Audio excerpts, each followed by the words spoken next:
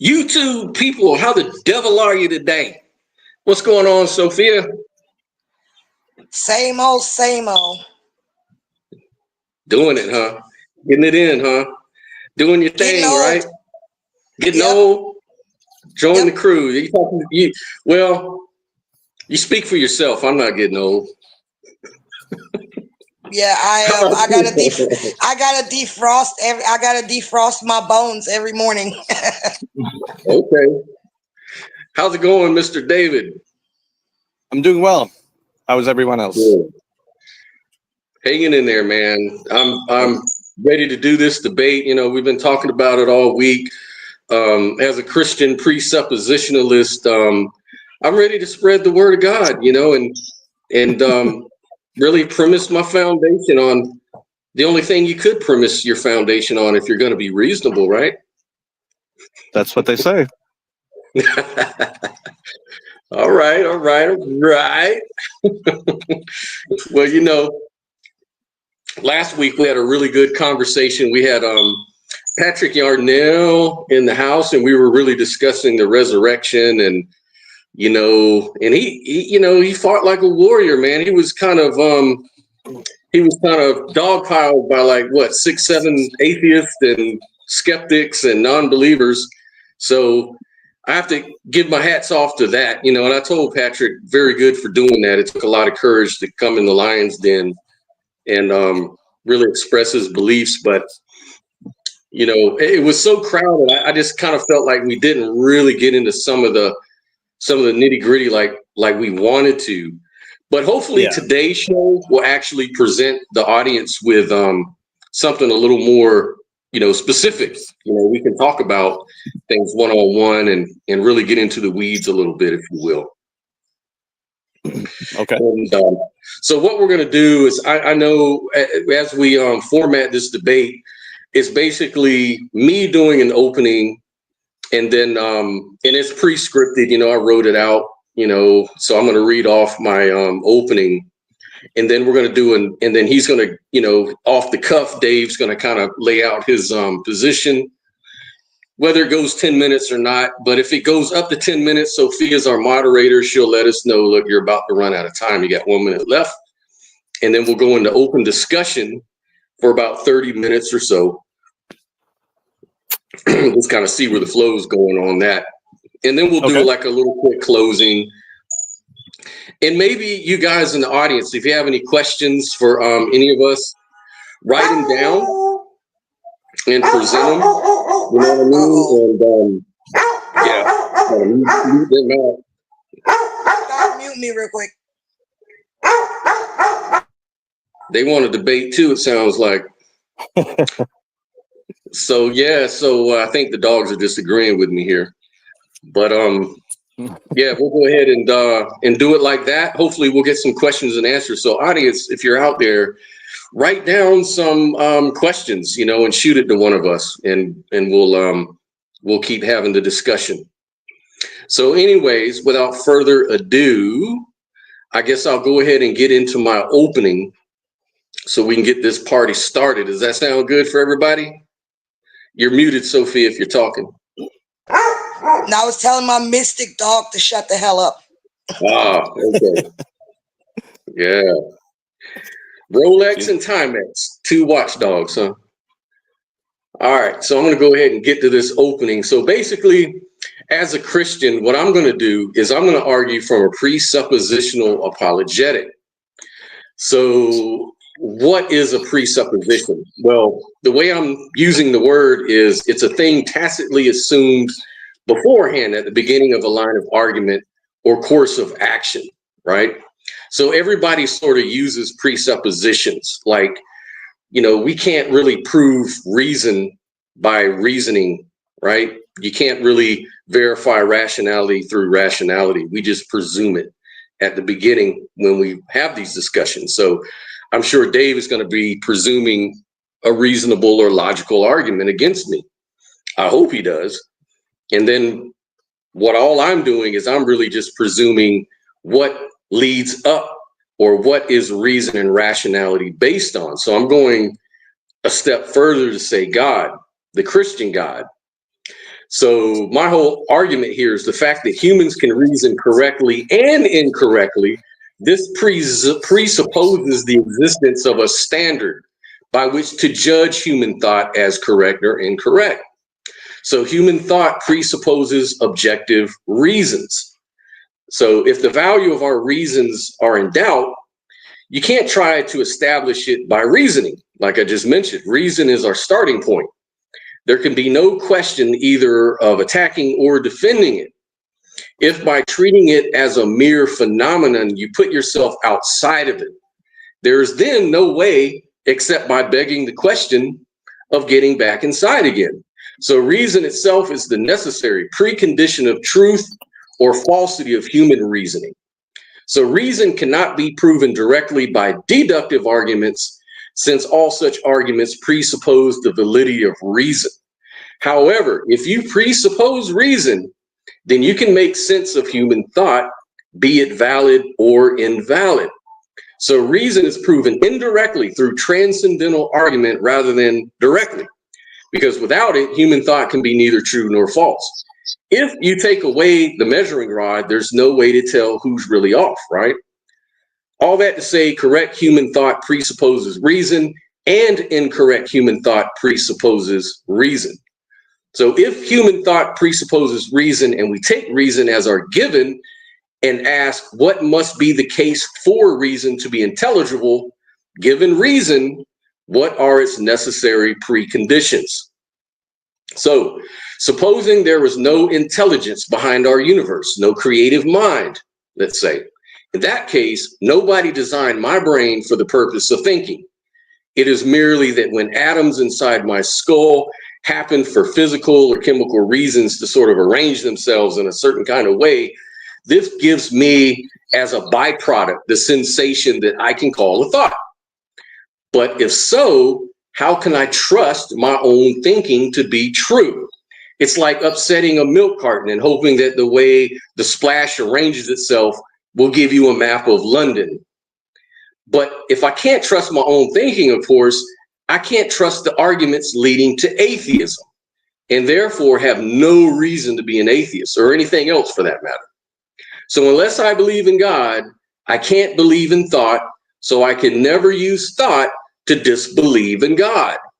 Only if God is the ultimate fact does reason and human thought even make sense. So God serves as the ultimate presupposition. And if God fails to be real, then we have a failure of presupposition when it comes to objective reason.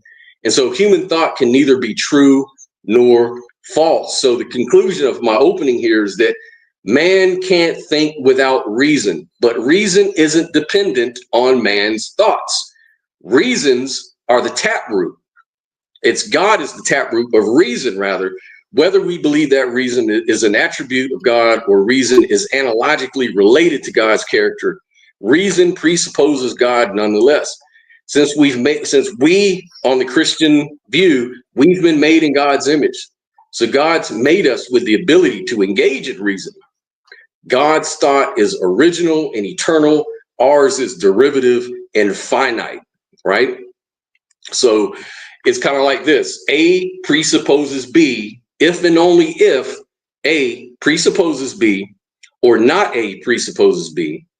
If A stands for a correct human inference and B stands for God, then correct inferences and incorrect inferences presuppose that God exists.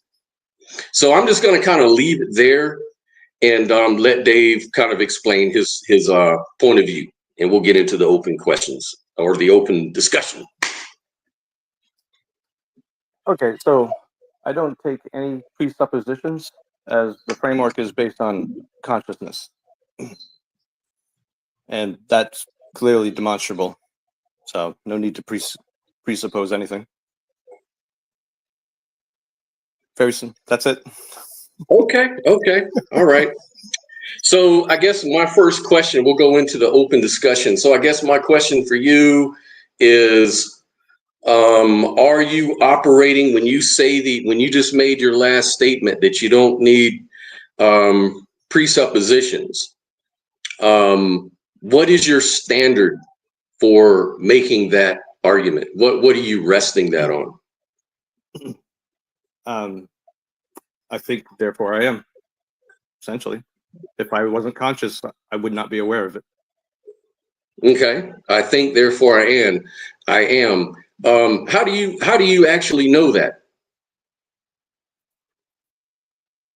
Well, because I'm conscious of it.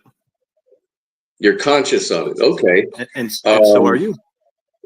Right. But see, my standard for understanding that is going to be God, because God is the presupposition for that. That's where I'm arguing from. So okay. Now, are you? Could I address that? Yes, absolutely. Okay. So that's essentially placing the cart before the horse. Because in order to believe in a God, you need to conceive a God. And if you're not conscious, you cannot conceive anything. Therefore, Christian God doesn't exist. But on Christianity, God is revealed. God is a revelatory God. Okay, hold on a sec.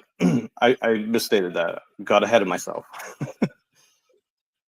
It's like I said, it's placing the cart before the horse, because you have to be conscious as far as the foundation, because you need to have a state of consciousness before you're even able to conceive anything. So when you assume God, you're placing God before your conscious state, and there's no justification for that.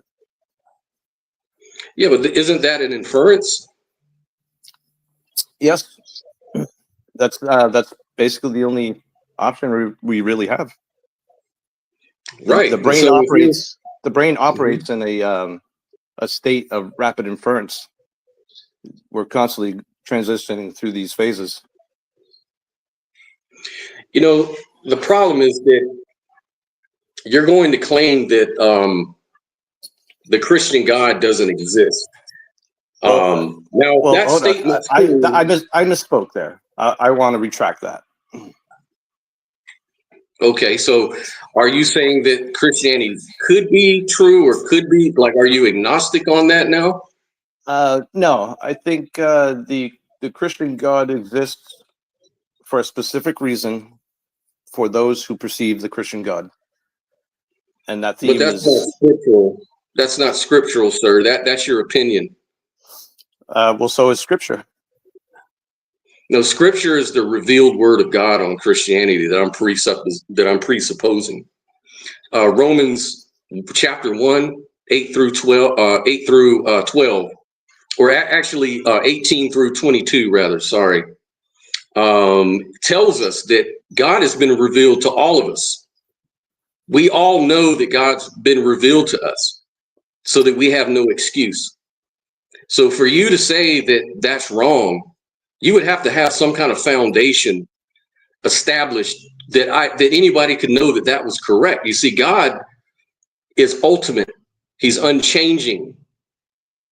You said it's the brain. Could you be wrong about everything that your brain knows? The brain can prove to be faulty, but the neurosciences show that neural pathways lead to higher organized thought. We don't care about and the higher organized thought has led to the development of modernity. So there is a sense of stability there. But now you're trying to bring neuroscience into this. This is not a neuroscientific discussion. This is about the word of God. You said that Christianity wasn't necessarily false. How do you know that? Because of what neuroscientists tell you? How do you know that they're not right or that they're wrong? What's your basis? Well, I think the results speak for themselves. The results.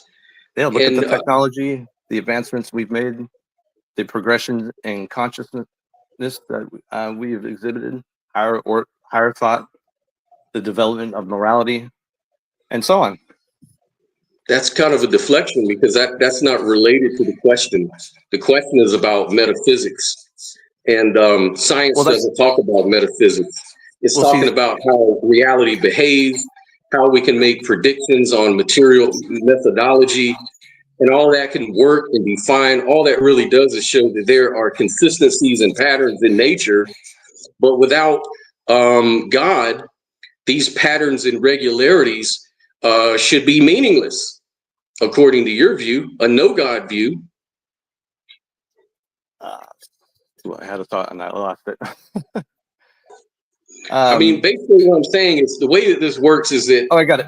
Here it is. Go ahead. See, here's the problem with presupposing. It doesn't reflect the evidence. My view is naturalistic. So, I base it on inference.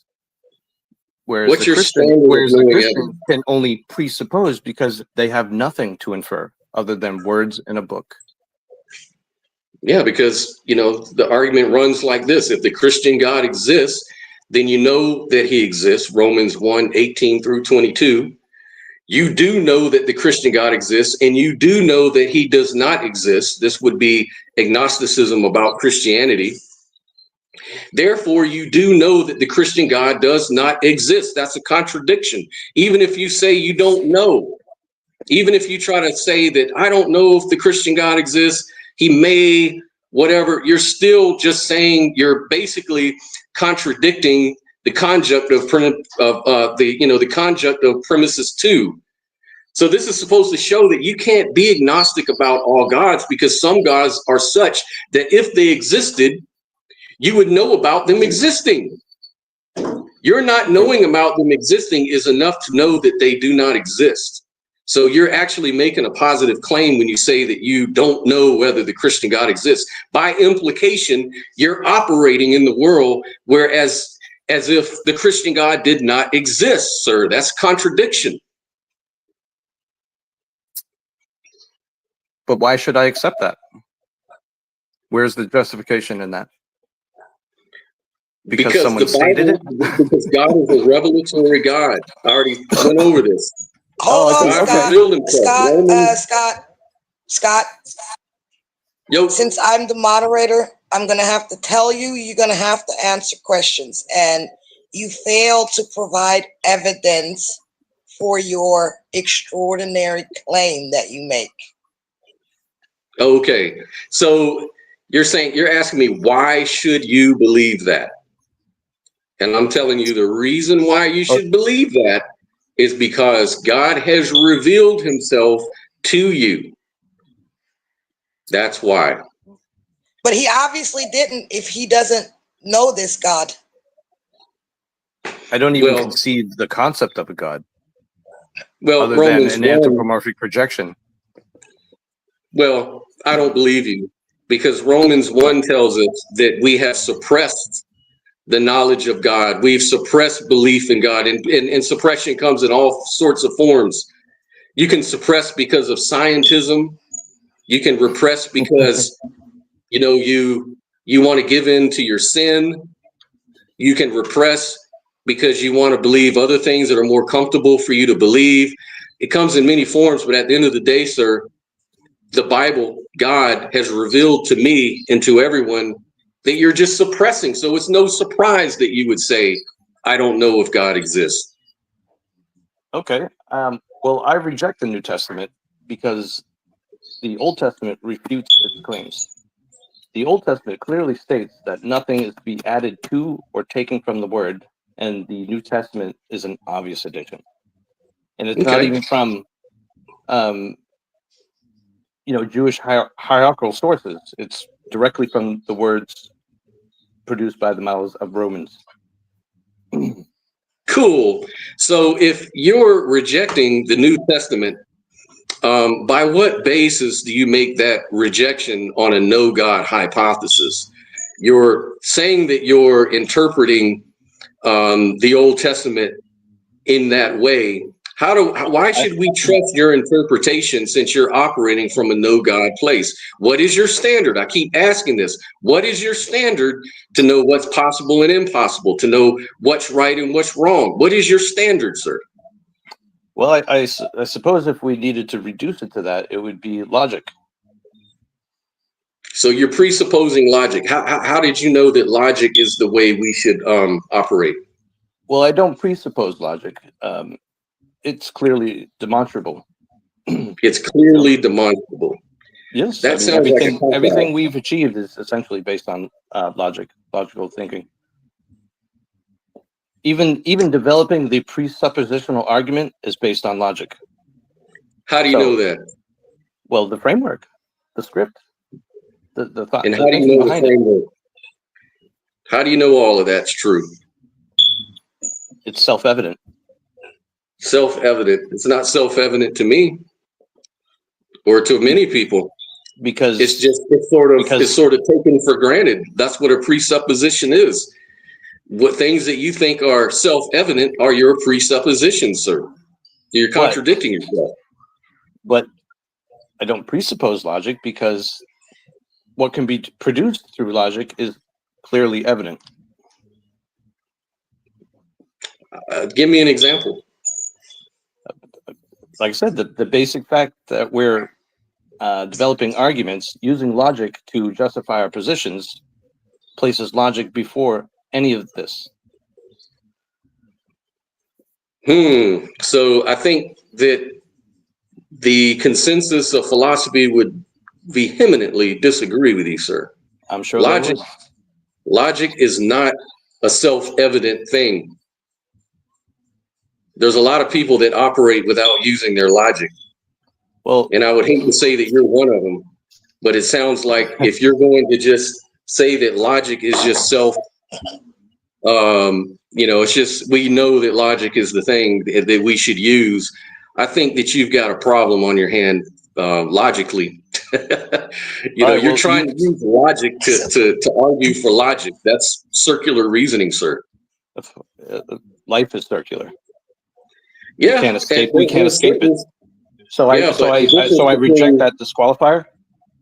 Well, the difference between your circularity and mine is virtuously circular, while yours is viciously circular. You count yourself out. Why? Because you have no virtuous standpoint to base your premises on, sir. You're just saying that things are what they are, but you're not giving me any argument for why they are the way they are. You have no standard. You're not demonstrating any immutable referent.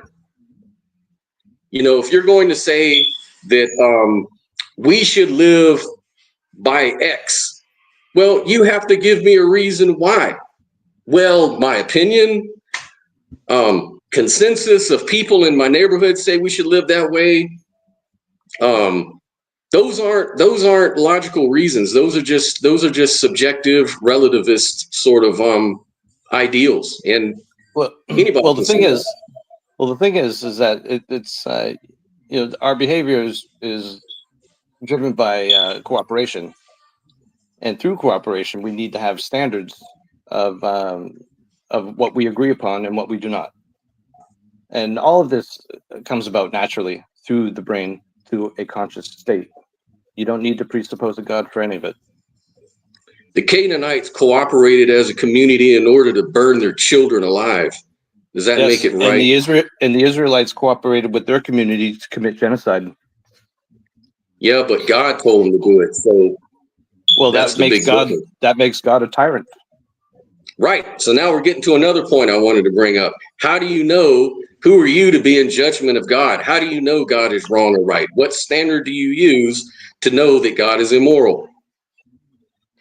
Well, the fact that life exists and that it naturally progresses towards producing species that cooperate through morality, is a pretty stable foundation for that.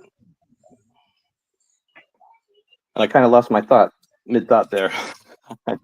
Okay, so let me try to repeat back. You said that we know that we know what's moral and immoral by what works as a society. Is that what you're trying to tell me? Well, the Canaanites thought it was moral to burn children alive, sir. The thing is that life is clearly shown to be driven by survival.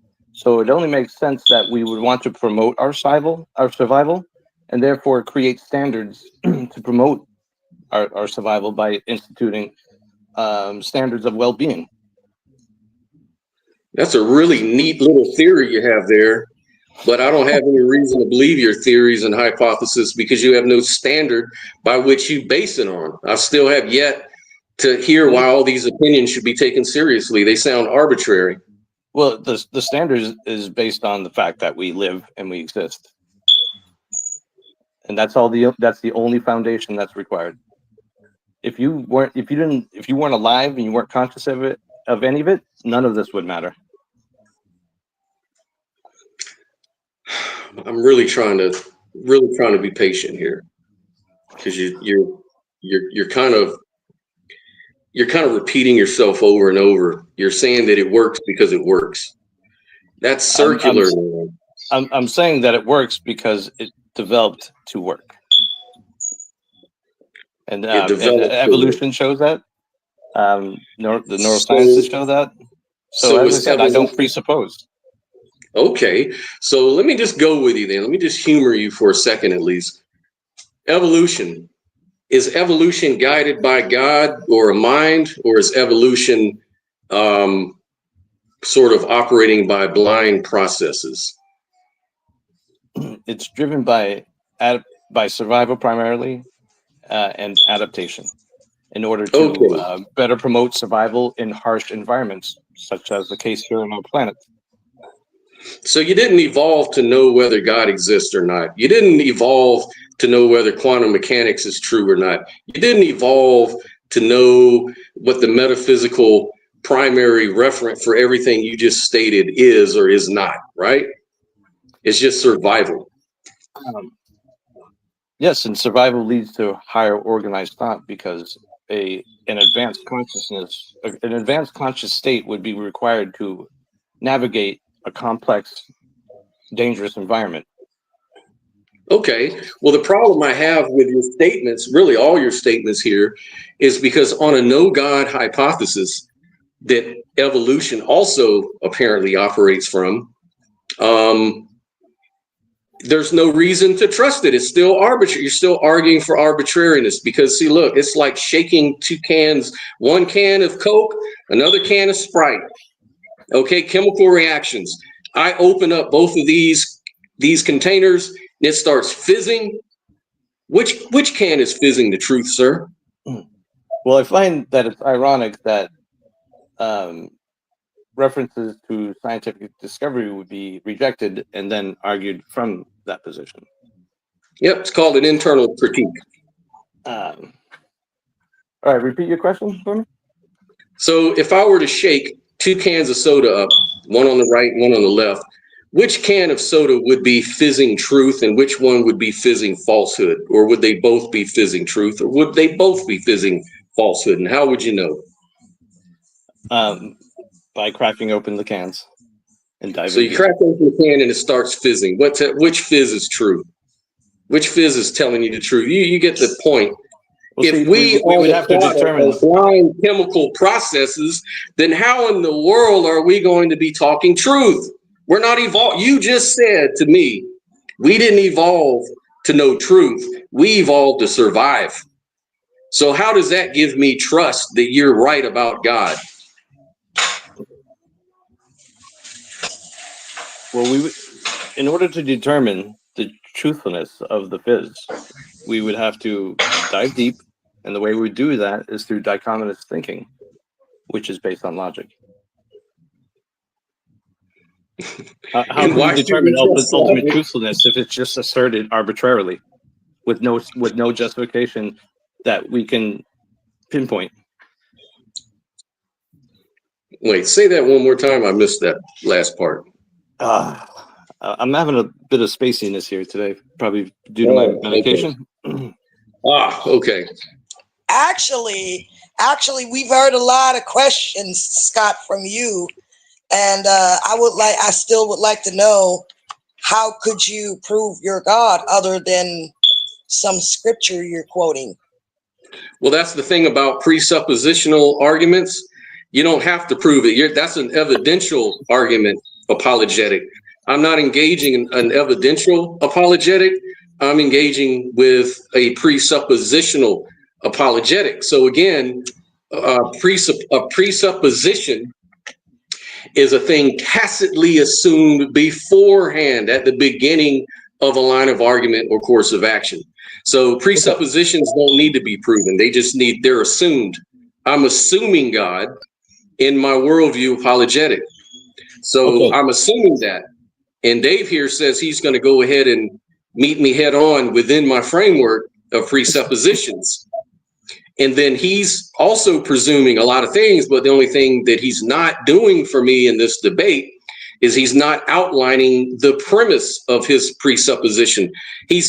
Or if he's giving one, they don't seem very, he doesn't seem very confident, because he's appealing to nature, appealing to the brain, appealing to what seems to work in our observations.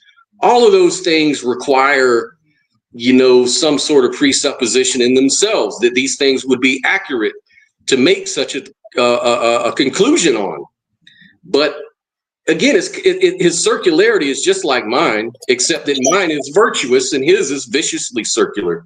He's what I'm getting out of this conversation right here is he's actually promoting a premise that is entailed in his conclusion, but it's even defined as arbitrary. It's defined as only good for survival, only good for, cooperation or whatever the case is. I'm arguing for something much more fundamental. I'm talking about the mind of God, where reason, rationality, morals, ethics, all of these things can be grounded in perfection by definition. That's my presupposition. If you're not grounding in anything that's remotely the same descriptive thing, then you're arbitrary. You're like a Coke can spewing out soda and thinking that you're spewing out truth, when in fact you're just spewing out, fizz based on chemical reactions. Chemical reactions don't give you truth. Only reason, logic, rationality can. And where does that come from? It can't come from the fizz. It can't come from the chemical reactions. It has to come from the Christian God. The Christian God. Well, I do have framework for that, but I didn't come prepared. But I can reference the metaphysical framework, but I have to access that on my phone, which I'm using for this. So I could do that, but I may get disconnected. So grant me a moment. Yeah, sure. Take your time. Meanwhile, I think you said we have chats.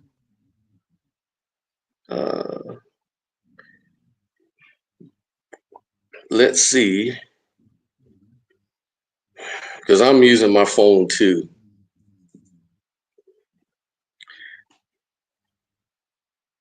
And for sorry. You want to, in the meantime, while he's doing that, do you want to throw one of those questions out that was for me? Because I can't see the chat, unfortunately. Or yeah, I can. Hold on. Let me see. Yeah, you're the moderator. Yeah, pick up some good questions you think. Somebody said, let me look for the questions. Any evolutionary argument against trusting conclusions applies across the board and supports only epistemic humility and at best agnosticism. That's what my phys tells me, and that's from Paul. Right, Paul. And you're just illustrating the problem. You're coming from a position of blind evolutionary processes. So anything you're saying right here can just be dismissed as arbitrary, meaningless jibber jabber. Because, you're presupposing blindness. I'm presupposing intelligence.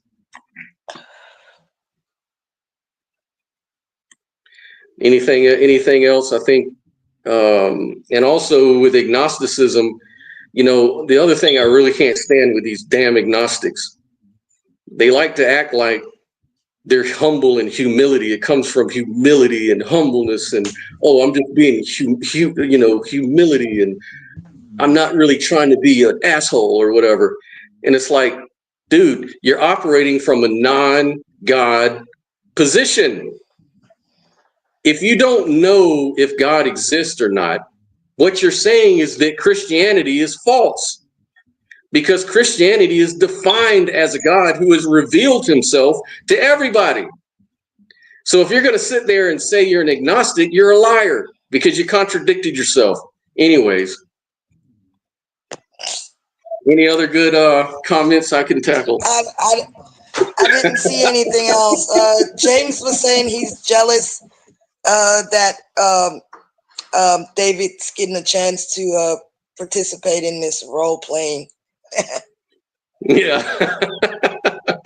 We're about to end this. I mean, we're going to let Dave, I don't even know what to say because I don't even argue this type of stuff. So I'm sorry for being a suck moderator.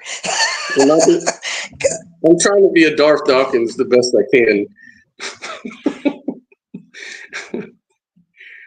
But you just don't listen to anything. Yeah, I'm being a Hold little up, more. let me see. There might be another comment.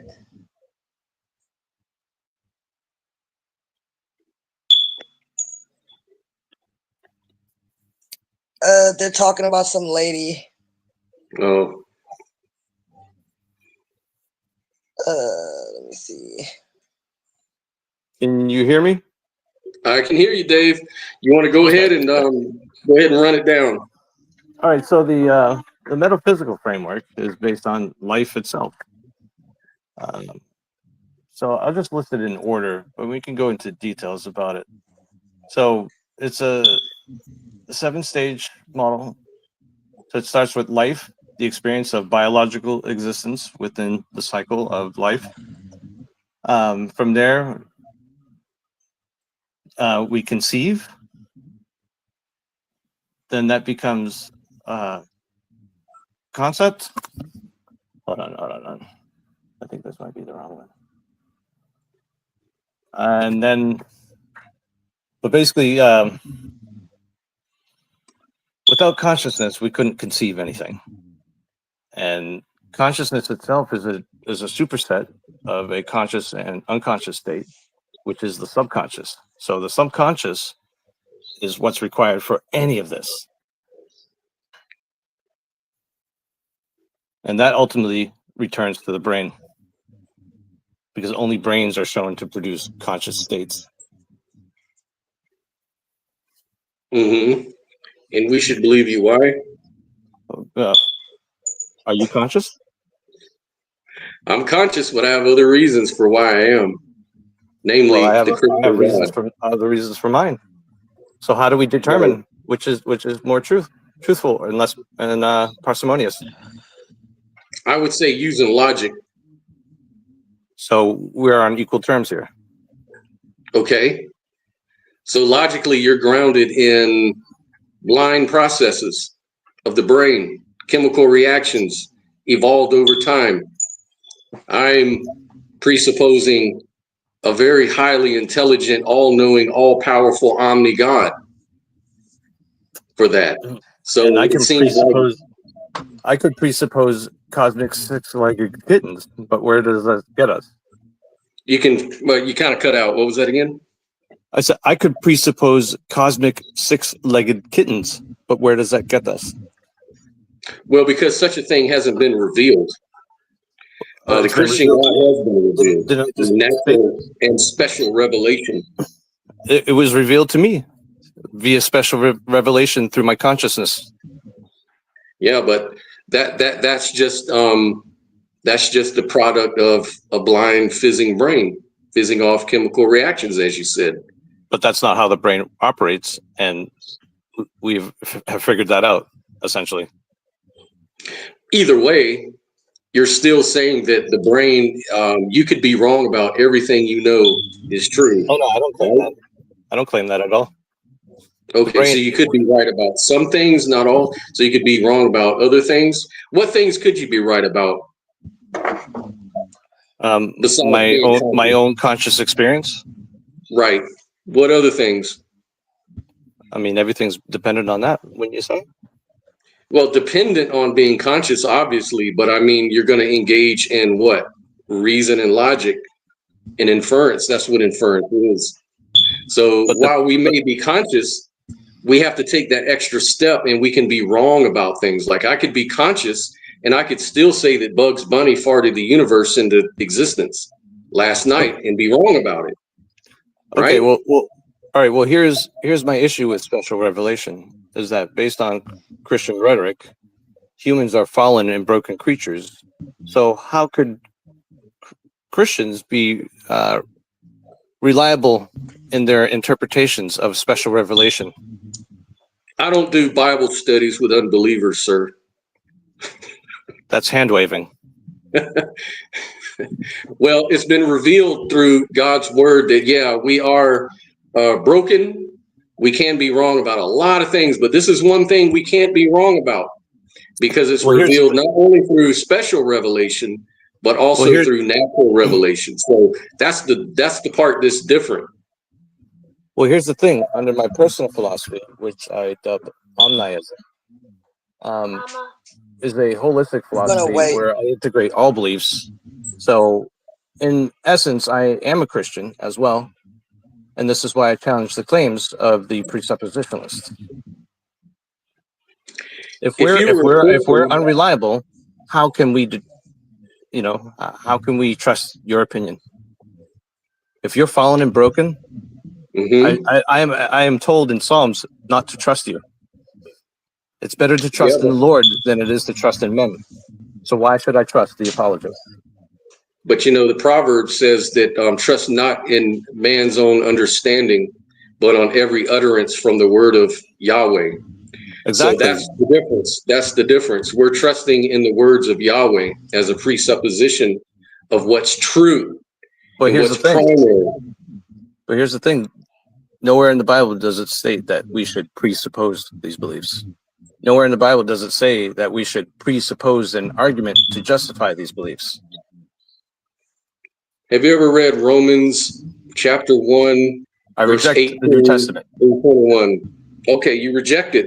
Well, if you reject it, then we have nothing to talk about when it comes to Christianity. And how can you be a Christian if you reject the New Testament, sir? Because that's what Christianity is founded on, the New Testament. Well, no, the New Testament is founded on asserting authority, and the book of Romans clearly has enough context to show that to be true. That the government is the representation of God, and therefore should be followed. Hence, why it was added. That sounds like a private interpretation. That's an open interpretation, based on the material itself. It's a hearsay. So is Christianity. So is gospel. All of it is hearsay.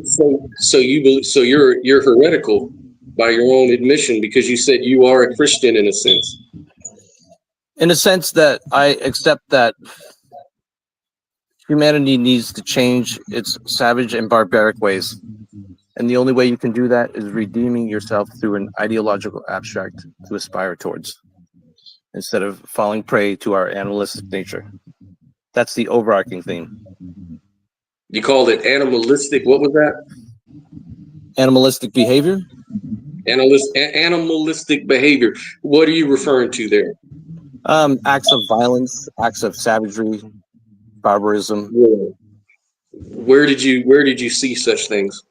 I mean, the Bible's loaded with stories of In the New instances like that, Testament? such as killing brides if they don't bleed, stoning your children to death for disobedience. I mean, these are all acts of barbarity.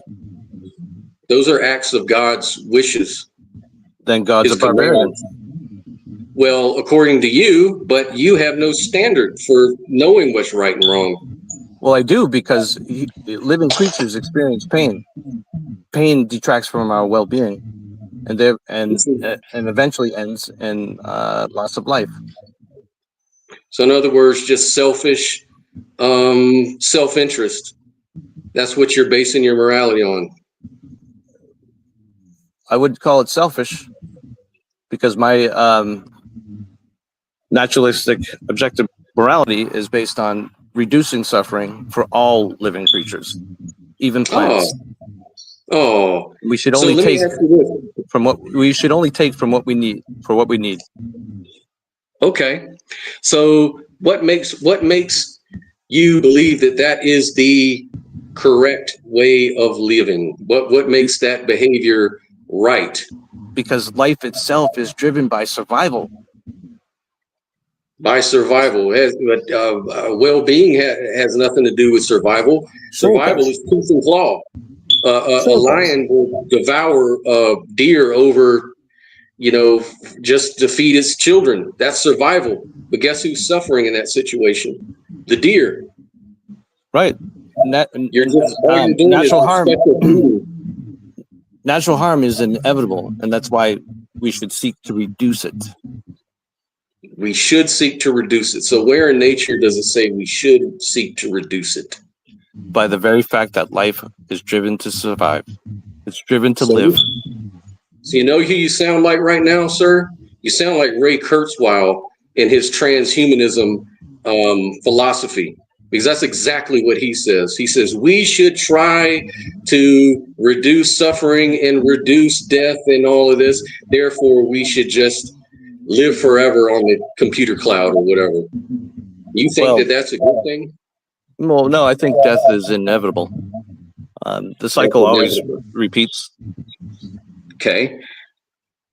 People can try to do it. Does that make it right or wrong? How do you know? Rephrase that for me, please. If living forever is inevitable, is it a right or wrong question? Oh, no. I mean, death is inevitable. Mm-hmm. We all die. Everything dies. Does death cause suffering? It can cause emotional suffering for those who are attached to their emotions. Correct. So there's nothing in nature that says that we should try to run away from suffering. The fact that we are driven to live and survive argues otherwise. Then how do you know that that's the right thing to do? That could just be your fizzing off more untruth. Sometimes we think that suffering is a bad thing. We know it makes us feel bad. If we go to the gym and we work out and it really burns when we work our leg muscles or arm muscles or whatever, we're like, ow, that hurts.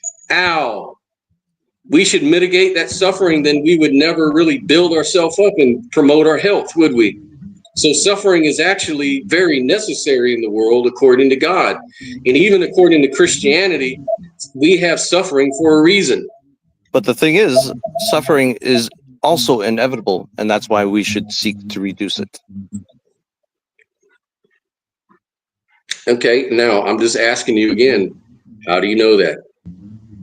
It's self-evident. Self-evident. Living things not express signs of damage that affect their overall well-being. Even trees exhibit that. When you puncture the bark, do they not, bleed essentially? Yes. And they do. You look at pine trees; they release their sap to heal the wounds in the bark. So even simplistic life is driven to survive. And so I feel like that's the only foundation required. That's the only foundation required, because it's just a fact of life, right? And you're saying that we should mitigate the facts of life. You're saying we should mitigate it. Well, there's this thing in philosophy called the is-ought distinction, or the is-ought problem. Just because there is suffering doesn't mean that we ought to mitigate it. Let me pull that up real quick. Should have better prepared. I apologize for that. No problem. So Paul Missel asked a question. He said, is there God plus that which is not God, or is there only God? Let me see if I can see what he's saying. Oops. Can you repeat that? I can't see it. Paul Missel asked, is there a God plus that which is not God, or is there only God? A God that's not God? That's a contradiction. He says, is there also that which is not God, or is there only God? Oh, of course there are things that are not God. I'm not God. That's why we should always be in devotion to the Christian God, because we're not God. But how do you know that? Because I just presume it. I just assume that's true. But doesn't it? Okay, but how would you assume that when your very Bible says ye are gods and you chose to die as men? Doesn't your own Bible say that you are God? In lowercase g. A lowercase g, so God has something to do with lowercase and uppercase, and Yes. language, which was actually created by, but wasn't language created by humans?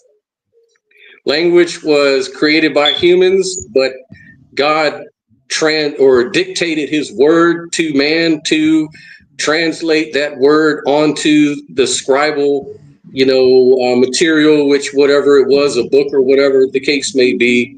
And so when they But how do you know that it was inspired by God? Because it says so right there in the Bible. But how do you know that that Bible was inspired by God? Just because the Bible says so. Well, if that's the case, I can write down something. What? Because the Bible's true, and the Bible says God is real, and since the Bible's true, it must also be true that God is real. But how do you know that? Just because of the Bible? Because it's been revealed. Were you there? No, of course not. But were you there? No, of course not. But it's been revealed.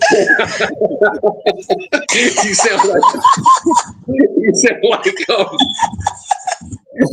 sound like Ken Ham. Were you there?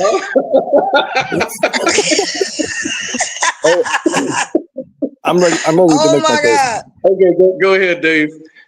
Okay, I'm just going to read it verbatim, so it might come across clinically. All right, so it's a naturalistic case for objective morality. The focus, the promotion of well-being by focusing on the reduction of harm with emphasis on positive ethics. I define well-being, the existential status of an entity that enables healthy function. And I didn't flesh it out. This is all that I got, but I think this is all that's needed. So just be good because it's good. Okay, hold on.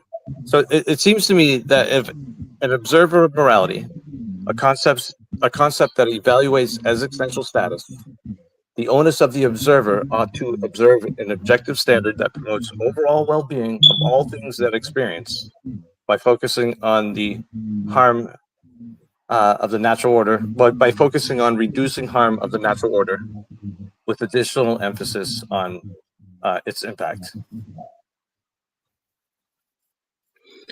Yeah, but you're telling me what should be done and how to do it. But my question is why? Because we want to live. Well, Scott, Banana Farm says, this is profoundly stupid, talking about your take. Suffering is not the same as pain. Suffering is experiencing pain unnecessarily and does not result in growth. Oh, so we got a little smarty pants out there, do we? Well, look here, Mr. Banana, whoever you are.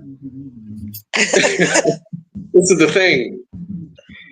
You're saying that suffering is unnecessary is just your opinion, which is cool story, bro. But you know, God has sufficient moral reasons for everything that exists. And I'm presupposing and putting my faith that God has good reasons for the suffering, however you define it. Okay. At the end of the day, suffering glorifies God. Okay? So your opinion that pain is different than suffering, okay, good story, Banana. All right. Can I respond? Yep. So this standard in itself is arbitrarily subjective because the standard is based on God's whims alone, not an objective standard that this God also follows. Therefore, why should I align to an arbitrary standard that's not focused on an objective perspective? You shouldn't Other have than- to. Right. You don't I have should. to, Dave. You don't have to, Dave. That's the whole thing. We have free will. You don't have to go by God's subjective standards because God's standards are a reflection of his nature. Well, And here's the thing. his nature, if I can, his nature is objective to us because we are observers. We are subjects. God is the standard. Therefore, the goal is subjective. The goal for me is to worship, glorify God, and to be a Christian, and to presuppose his worthiness as such. That's my goal. Your goal is to reject God. Your goal is to rebel against God. And that's what we're dealing with. We're dealing with your rebellion, if anything, not any kind of logical argument.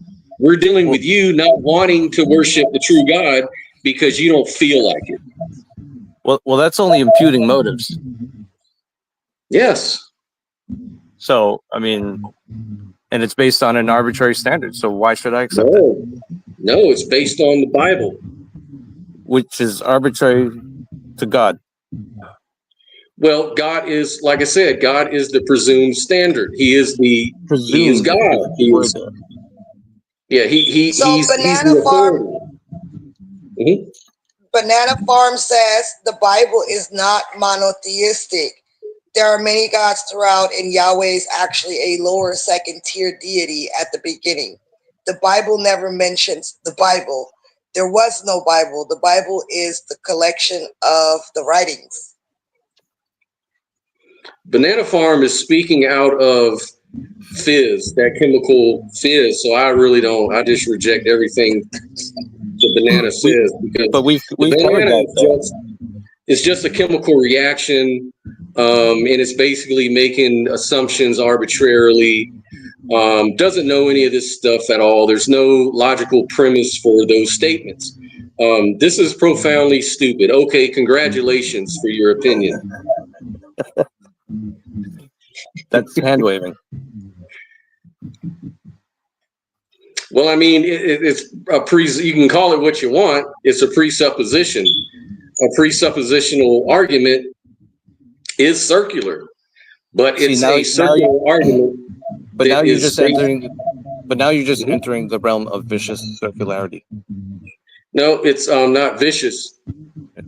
Explain. Like I said, we should follow because God says he's the standard.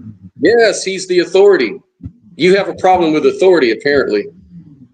I have a problem with imposed authority that's executed via a heavy hand. Most sinners are.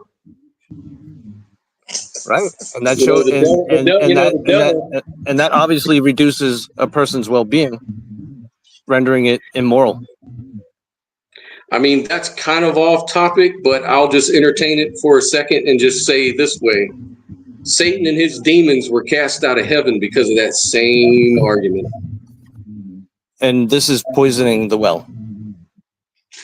Well, like I said, I can only poison the well by arguing outside of the topic because this is sort of going into a different topic a little bit. To go back to the topic, you know, everything that you're saying, even your judgment claims on God, your judgment on the Christian God and his character, and, you know, why is there suffering? Why you're speaking about that from that chemical reaction. You're not speaking, according to you, you're not coming from a godly place. You're coming from a non-God position. which means automatically that everything you say is arbitrary and meaningless. Yes, but see, this is an imposed standard that's not demonstrable. So why should I accept it? Acceptance is relative to the person. You know, if you're a sinner and you want to worship the devil, you probably shouldn't. But if you're someone who wants truth and wants to abide in the Lord and accept Christianity as the truth, which it is, then you would start to look at it in a different way. You would presume, you would make that presumption, and you would go from there. But this is just imputing motives. Yeah, but have you ever presumed that God is the ultimate authority? The Christian God? No. Of course not. So you don't know. You're because just there is no the reasoning why is because there is no ultimate authority. Well, that's your opinion. Authority is a concept. You can keep repeating that. I understand that. What I'm asking is, by what standard are you basing that opinion on that I should take it serious? What is your fundamental, unchanging, immutable, perfect standard that I should believe you?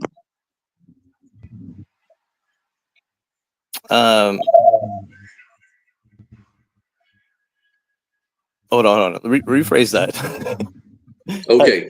So I'm asking you a little bit more clear. You stated a lot of opinions.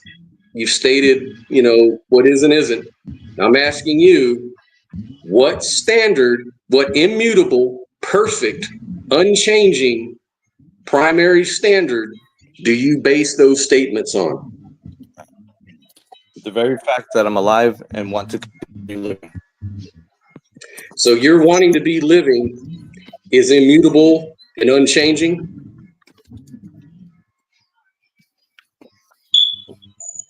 Yes. So how do I know that you won't decide to kill yourself tomorrow?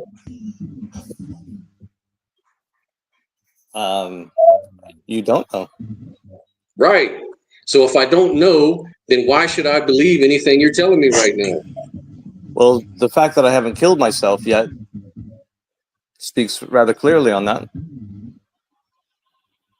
Okay, guys, I think we're straying away from the topic, and the topic is there a God? Well, that's just the thing. Scott is evading. Scott, so far, I see that David has made a lot of logical arguments to show you that logic can exist outside of some God. And you, sir, have not demonstrated anything other than the Bible said so. So, Scott, please make a logical argument for the Christian God. Okay, so again, and with a presuppositional apologetic, I am assuming beforehand at the beginning of my argumentation and course of action that thing which is God. So I'm not here to prove that God exists. I'm here to say that God does exist. It says so in the Bible. And if you can't refute me by presenting an equal standard, then you're self-refuting. And so far what Dave's saying, you don't actually, as a precept, you don't actually know that there is a God. You just assume so. We and know then you it choose through to believe that because presupposition. you choose so because the Bible said so, right? Right, special revelation or natural revelation. Okay, so where's the assumption? Where does the assumption come from if you have this special divine revelation?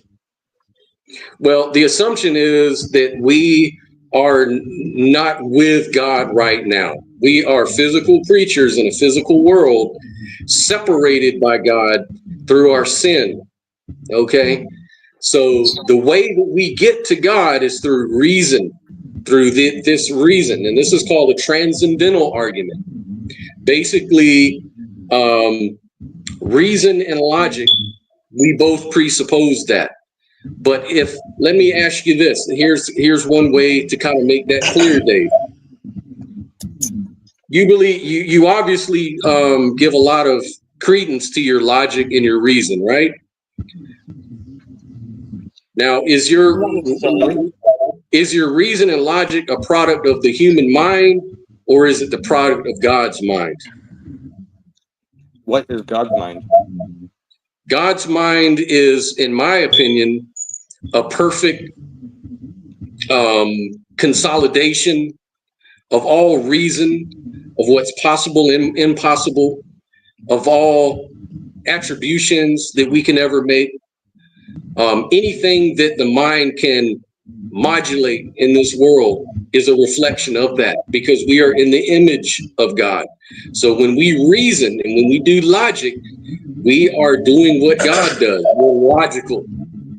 Now, my question to you is logic just a result of atoms configured in a certain kind of way, or is logic, does it come from God? But Dave already told you it's consciousness, the fact that you're conscious and that you're having a subjective experience. He told you that already. Right. And then he says consciousness. So I asked then we'll go from there. Where does consciousness come from? Does consciousness come from the brain, or does consciousness come from God? Comes from Well, the brain. he also answered that he's obviously the brain. a materialist. Okay, perfect. So if the brain, so logic could not exist if no brains existed in the universe, there would be no logic or rationality, would there? Well, I think that the universe basically operates on these principles. Shows otherwise. So you're saying that the universe is conscious? No, that it's logical. Otherwise, we just wouldn't said have that this logic planet. comes- We wouldn't be alive, because all of this is based on, essentially problem solving, adaptation. How can the universe be logical without a brain, sir? You just said that logic is rested in consciousness, and consciousness comes from brains. Well, because it's the forces of the universe. Gravity has a significant role in that, because it condenses. You're not answering my question. It's a cool story, but you're not answering my question. How the precept does story is the cool too, universe? Well, how does logic come about from unconsciousness? Through the development of the brain. But you just What said are you saying that universe. hold on, Scott. What are you saying that just trying to clarify here? Are you saying that the universe is unconscious?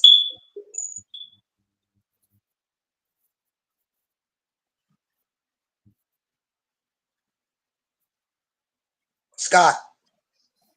Yeah, I'm asking Dave if he told me before that logic comes from consciousnness, and consciousness comes out of brains. Well, it comes from a conscious state of the brain. If the brain doesn't possess consciousness, hold on, I'm getting ahead of myself because I'm not prepared. But here's the problem. Without a brain, there can be no brain state. Right. Right. So how does the universe? Are you one of these? Here's the thing. The mind is. I'm sorry, I cut out there. Okay, I was asking, is the universe a brain in your? I don't get it. No, it's not a brain.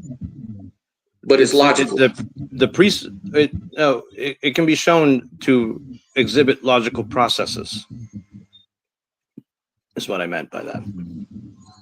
But it can be shown, but isn't the brains that do the logic? Yes, and the brain is produced by matter that's produced in the universe. So the brains are interpreting what is in the universe as logic?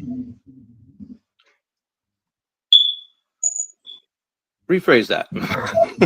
So I'm just really trying to stay tight as I can to your train of thought. So just to kind of go back, I'm going to go back all the way again. So I asked you, where does logic come from? You said, well, it comes from the fact that I think, therefore I am. I'm conscious. Okay. But you can't be conscious without a brain. But well, then I would say that logic is the result of orderly systems, and the universe how is do we shown know to be what's ordered, orderly?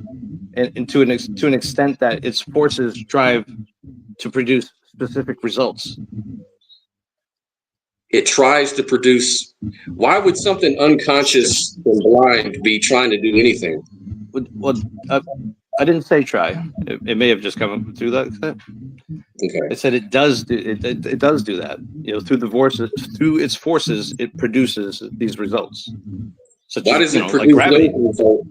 Why does it produce those results and not others? It produces. Hold on a second. Let me think about that. Scott, are you referring to intelligent design? Correct.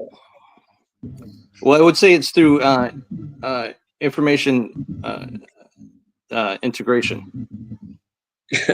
All right. So, what is information?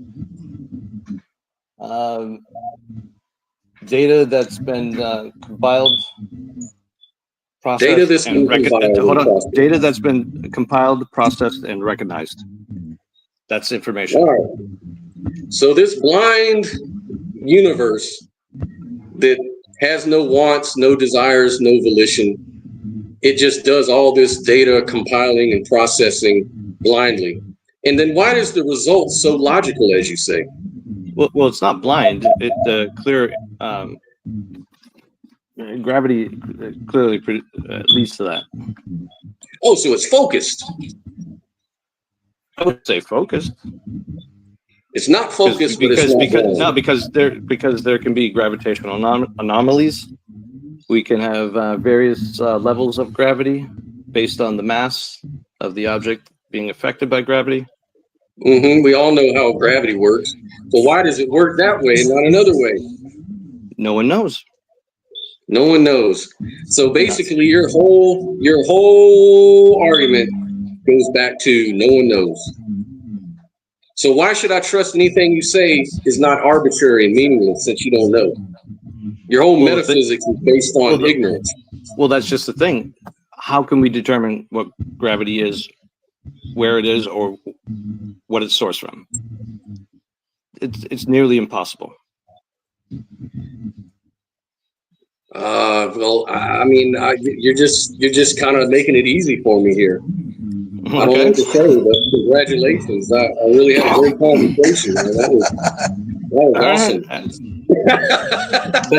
But hold on. But see, I don't see how that disqualifies a presupposition. Presupposition is an assumption, so it lacks parsimony.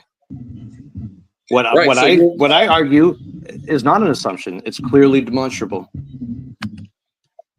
What's the gravity and the forces of the universe? Yeah, the force of the universe is.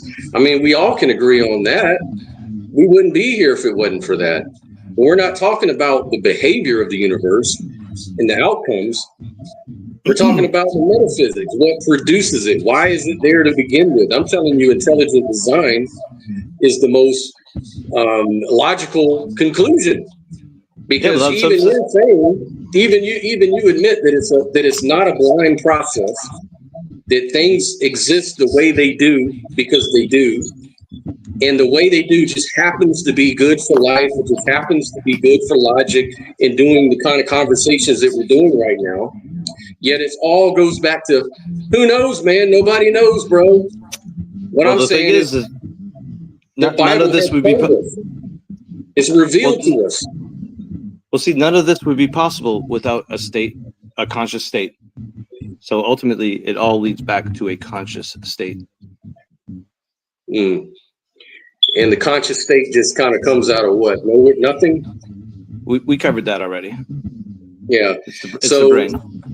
It's the brain. And yeah, everything's the brain. That's the whole thing with the materialists. Everything goes back to the brain, yet the brain is a creation of God.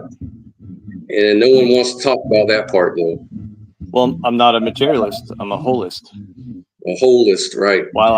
Which means while I accept materialism, I don't base my views on Well, you're not entirely a holist How so? because you operate from a no God position. So you've kind of taken God out of it. The most important ingredient, you've kind of thrown that away. But Well, that's not true. let's holistically take everything else in. Well, that's not true because I acknowledge that the perceiver of a God, that a God exists for the perceiver of a God. Oh, so God exists for the perceiver of the God. Well, there you go. So, in other words, the Bible's true at Romans 1 that He has been revealed.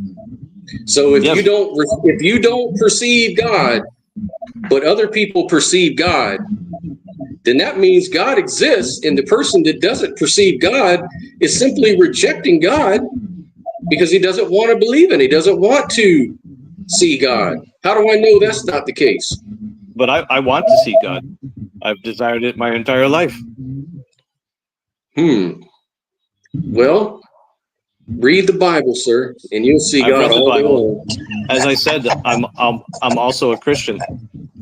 Yeah, that's kind of weird because you say that the New Testament is bull, yet you're a Christian, and Christianity is derives from the New Testament. But I clarified that my position is based on authority. No, on redemption. I understand the concept behind it. Okay. So you're kind of like taking Paul this. says. Go ahead. What was that? I was going to read what Paul Missel says. Scott, how is what you're doing not presupposing the greatest conceivable being and then playing a game of top trump sophistry? Am I saying that right? With that presup ultimate. Oh God, my reading skills. With that presup ultimate you painted in your corner. Yeah. So he's asking, I'm presupposing God, and then I'm turning around and playing a game of sophistry that my presup paints you in a corner. Well, it's just the way that the presuppositional argument is laid out. I mean, again, I'll go through it again. The fact that humans can reason correctly and can reason incorrectly presupposes the existence of a standard by which to judge human thoughts as correct or incorrect. So you couldn't say for Paul to sit there and say, well, your reasoning is sophistry, right? Well, the fact that he can even say that presupposes a standard of good reasoning versus bad reasoning or sophistry, right? So he's only making my point here, because God existing is the foundation of all good and bad reasoning. So I'm not really sure where he wants to go with that. But okay, Sophia dropped out. Did you want to add anything else to that, David? Well, I guess I'll just for that I would just fall back on the lack of parsimony because it's a presupposition that is just assumed. Does any presupposition cause an argument to be unparsimonious? It would depend on the context, which is dependent on consciousness. Okay, so basically, you don't presuppose anything. You just take consciousness as a given, and from there, that's the basis of your epistemology and ontology. Is it a given though? Question mark. Oh, well, you see my use of talk to text coming through there.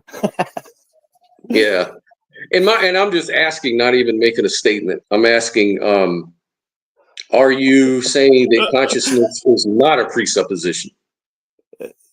It's not a presupposition. So it's just a established fact. Okay. So anything outside of, like, what about inferences? Is inferences based on presuppositions or rules? I mean,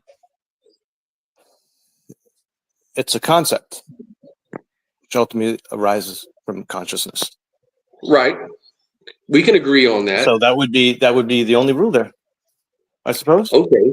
So if I was to infer that if I drop a 50-pound rock to the ground, it's going to fall to the ground, right? If I'm on the moon and I don't know anything about gravity, I don't know anything about how it works, and I infer that if I drop that 50-pound rock on the surface of the moon, that it should hit the surface of the moon at the same velocity as if I drop the rock on the earth. I'm doing inference, right? And that inference is not just based on consciousness only. I mean, I had to be conscious to make that inference. We all agree on that. But then that inference can be right or wrong. So it's not necessarily just grounded in consciousness. It's also grounded on experience, memories, what I know and what I don't know, what's been revealed to me, what hasn't been revealed to me, right? Right. So all of this would be based on interaction with the system. If you try to throw that rock to the moon, it's most likely going to fall back to the ground. So that would lead through cognitive development. That would lead to higher ordered thought that grants an additional layer of understanding. So let's take that. Let's go with that. So let's say that a person, like let's say maybe 1,000 years ago, he inferred that if you go on the moon, you know, when you drop a rock on the moon, it's going to basically do the same thing on the Earth. Is that a presupposition that he's making? That's an assumption. It's an assumption, right? So that's a presumption. That's an example of what I'm talking about with inferences. We can make inferences based on what we think we know about things, right? So that's why we have to integrate systems and test and experiment by interacting with the system. And this is done through this is done through agency, which is produced by a conscious state. Yeah, you like to talk about how things are done and the systematic pattern of it all, and that's great. I like talking about that too. But what we're really talking about now is why we should give weight to any of that to begin with. I would say that we should give weight to it because we're using reason and logic. That reason and logic is either going to be based on our limited inferences, or it's going to be based on the revealed word of God. And if the revealed word of God is trustworthy, then that is the thing that I would rest my epistemology on. I'd rest my epistemology on the most certain thing I could, not some inference or presupposition to naturalism, because naturalism is defined as imperfect. It's defined as not ultimate. It's defined that way. I'm defining my presuppositions on something ultimate, and you're not. And that's why I say I win. Well, see, all of this is driven on the basis of survival. Yeah. It's because life wants to live. Yeah, I agree with that.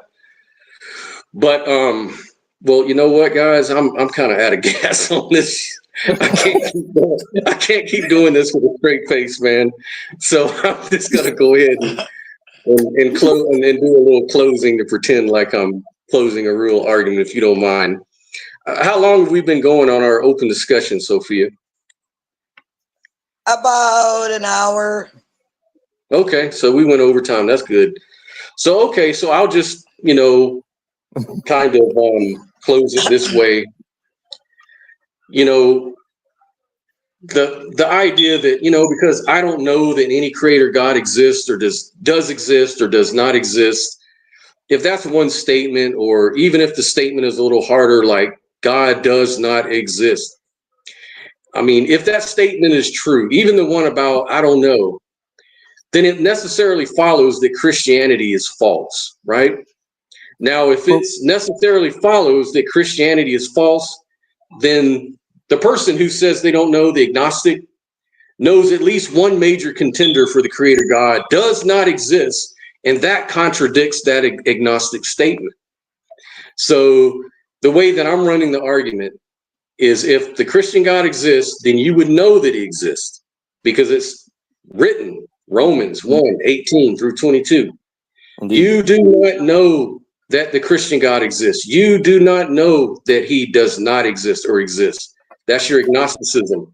Therefore, you do know that the Christian God does not exist because the Christianity tells you he exists and it's been revealed to you, even if you deny it. So that's the argument from the presupposition.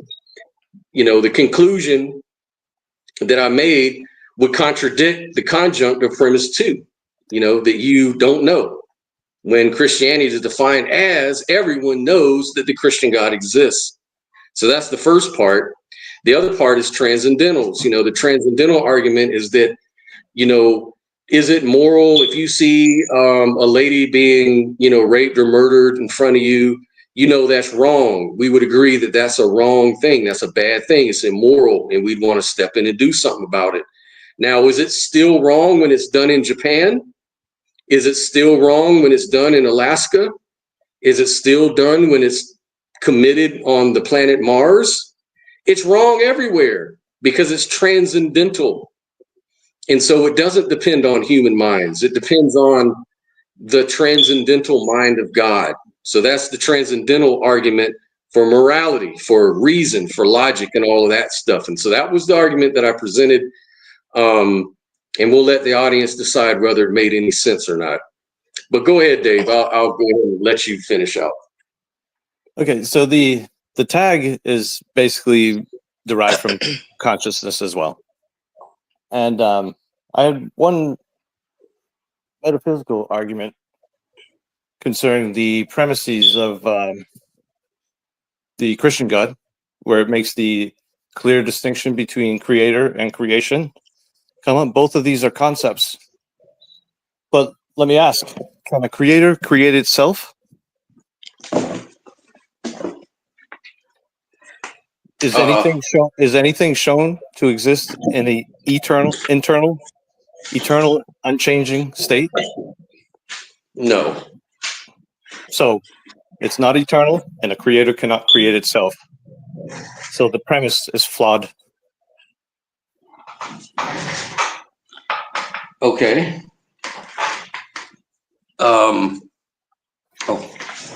So what's your closing statement, or are you asking a question? I'm just not. Well, these are the questions for that argument. Oh, okay, gotcha. I'm just throwing it out there. I got you. I got to put So my I guess phone like I said, I didn't really prepare. But I thought this was just going to be discussional. Yeah. Structured. But this it's all in fun games. Okay. So cool. So the other thing we can, we're here to talk about God, and me and Sophia, we come from an idealistic, non-dual sort of leaning, if you will, right? Mm-hmm.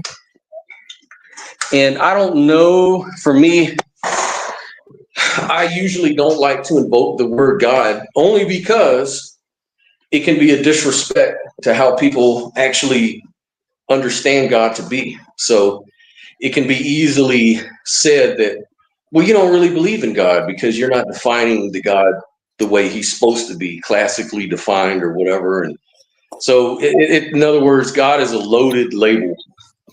Yeah. But then again, a lot of labels are loaded. But and that's where I would ask Sophia, like your view on God as a mystic, how would you describe that if you did? Well, I am pretty much an idealist, and I think that everything is mental, and that the universe is mental, And so, in other words, I think that there is a mind at large, and that we're just all part of that. Kind of like we're having an experience, but it's not. It's like a dream, and we're within the mind of the dreamer. That's how I see it. Okay. So if you want to call that God, I mean, you could, because I mean, even in Christianity, God is the ultimate thing, right? And so I believe that consciousness is the ultimate thing. And so if consciousness is the ultimate thing, you could call it God if you want to. What do you think, Dave? What do you think about that line of reasoning, Dave? And by the way, if anybody wants to join, I'm gonna put the link out here in case you want to jump in. But go ahead. I had a point, but I lost it due to the spaciness that I'm experiencing today. Oh, okay. So yeah, I will agree with Dave. I will agree with what David said earlier. He said that, you know, none of this would matter if you didn't have your own subjective conscious experience. So consciousness must be the ultimate thing, right? Okay, I recalled my point. The cosmological model so I agree with you. Cool, awesome. The cosmological model I posted seeks to reconcile materialism with idealism. That under the basic premise that the universe creates either a dark universe. Well, the mechanism behind creating universes either creates a dark universe or a bright universe, and the dark universe produces condensates, and that would create this subjective experience. Whereas the bright universe, everything is interconnected. I'm sorry. You were breaking up a little bit. It creates what? I didn't hear that word. Okay, let me get back to where I was. By that, I mean the room I was in. Better reception in there. All right, so whatever mechanism creates universes, but I explained that just for the sake of brevity. It creates dark universe or a bright universe. Dark universes are cold and they produce condensates, and that leads to the subjective experience. The bright universe, it's, you know, it's basically energy, and everything is interconnected, but it also produces condensates from that, which would be black holes. So, and then, you know, under the model, it's cyclical, so it just goes through a series of transitions over and over again. And the self-renewal mechanism is described there as well. And that would basically be hydrogen and helium, you know, coming from the quantum. Now, what's beyond the quantum? Who knows? What produces gravity? Right. Who knows? That's just the same thing. We always left with that one question, and as an idealist or mystic, it's consciousness, obviously. Well, see, that's what I say. Like the way I perceive consciousness is a black hole in the center of the brain structure.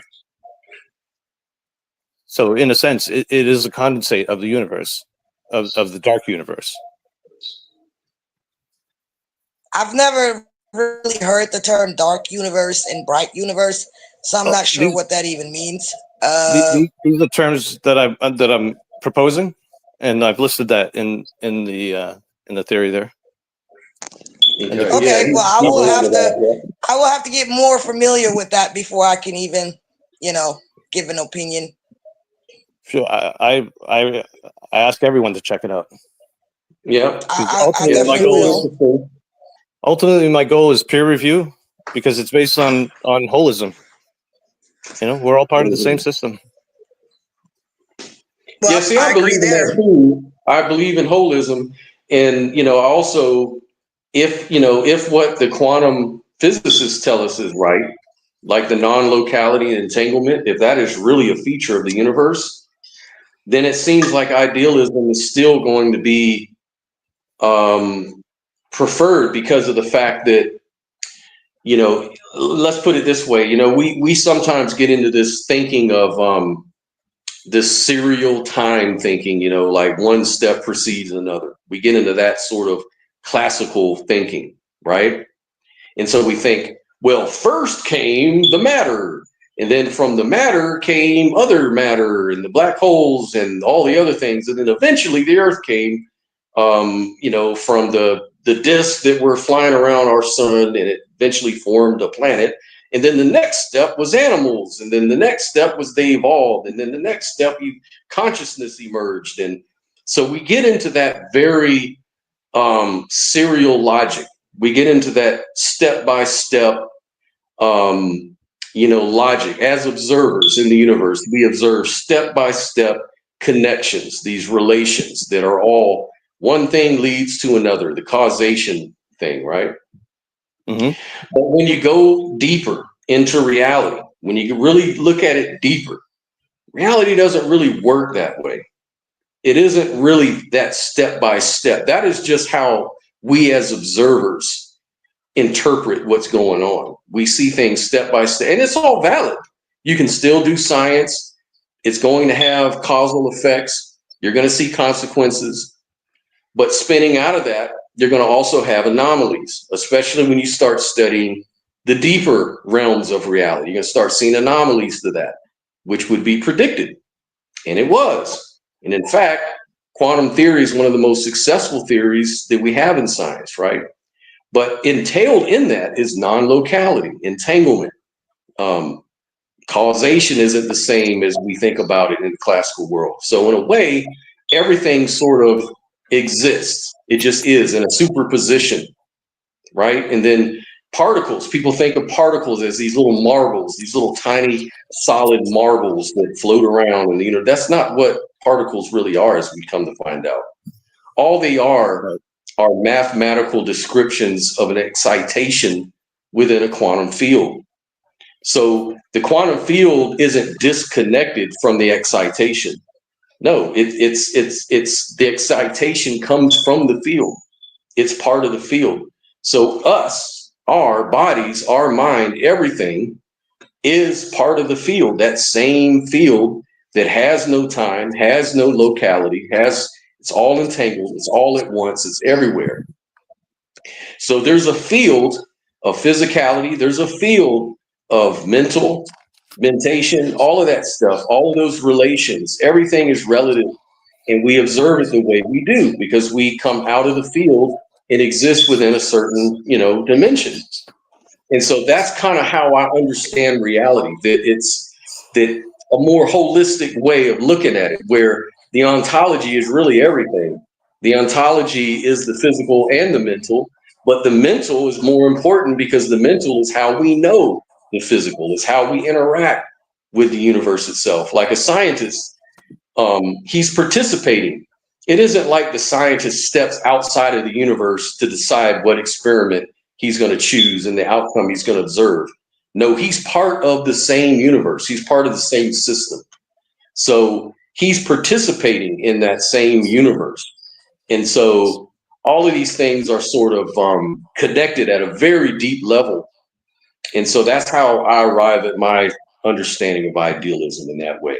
Whether that's really a god or something like that, I don't really know. I guess language is funny like that. But could I interject? Sure. Go right ahead. See, but all of this is based on, I guess, for lack of better terms, physical processes. So ultimately, it seems to always come down to a superset, not one or the other. Like even under my model, it still comes down to gravity and the quantum. So until we can figure out what that one source is, I think it's a bit hasty to make conclusions. Well, I mean, it's kind of logical, though. Like, if it takes an observer, right, then you would naturally ask, well, who's observing you then? Well, it's got to be you're observing yourself. Yeah. Well, I'd say it's that we observe each other, the superset. Yeah, we observe each other, but at the same time, that means consciousness is observing itself. That's what I'm trying to say. Yeah, Right. like, So it's not. So it's not that it comes down to the mind. It's the conscious state. Well, because here's the mind another is way to put produced it. from the conscious state. Right. Well, here's another way to put it. It just depends on how far you want to kick the can down the road. That's what I'm saying. We only go up. We can only go up from here. We're already down. We're already at the bottom. We can only go up from here. Well, we can trace So that's back like the things. ultimate So in other mystery. words, let's say an analogy, like say software on my disk or whatever, right? And you say, well, where do we really ground the information that comes off of my disk from? Well, you could go all the way back to the diodes of the computer. You could go all the way back to the electricity, and then from the electricity back to the universe and the electrodynamic, interactions, and so on and so on and so on. But those don't directly, the software doesn't directly come from that stuff. The software actually comes off of the coding. That's where it comes from, the coding. And we can produced by the material. Yeah, but it's produced by the material, it's produced. So it depends on where you want to kick the can. What I've kind of noticed with a lot of materialists is they only want to kick the can so far. They only want to kick the can to the brain. They want to kick it to the disk or the coding. They don't want to kick it down to the diodes, to the electricity in this analogy. They only want to go so far because that's as far as they can naturally, directly, empirically sort of argue for. And that means everything for them, because usually a materialist is a reductionist. And a reductionist can only go so far. And that's where they want to put their stopping point. Well, it comes from the brain.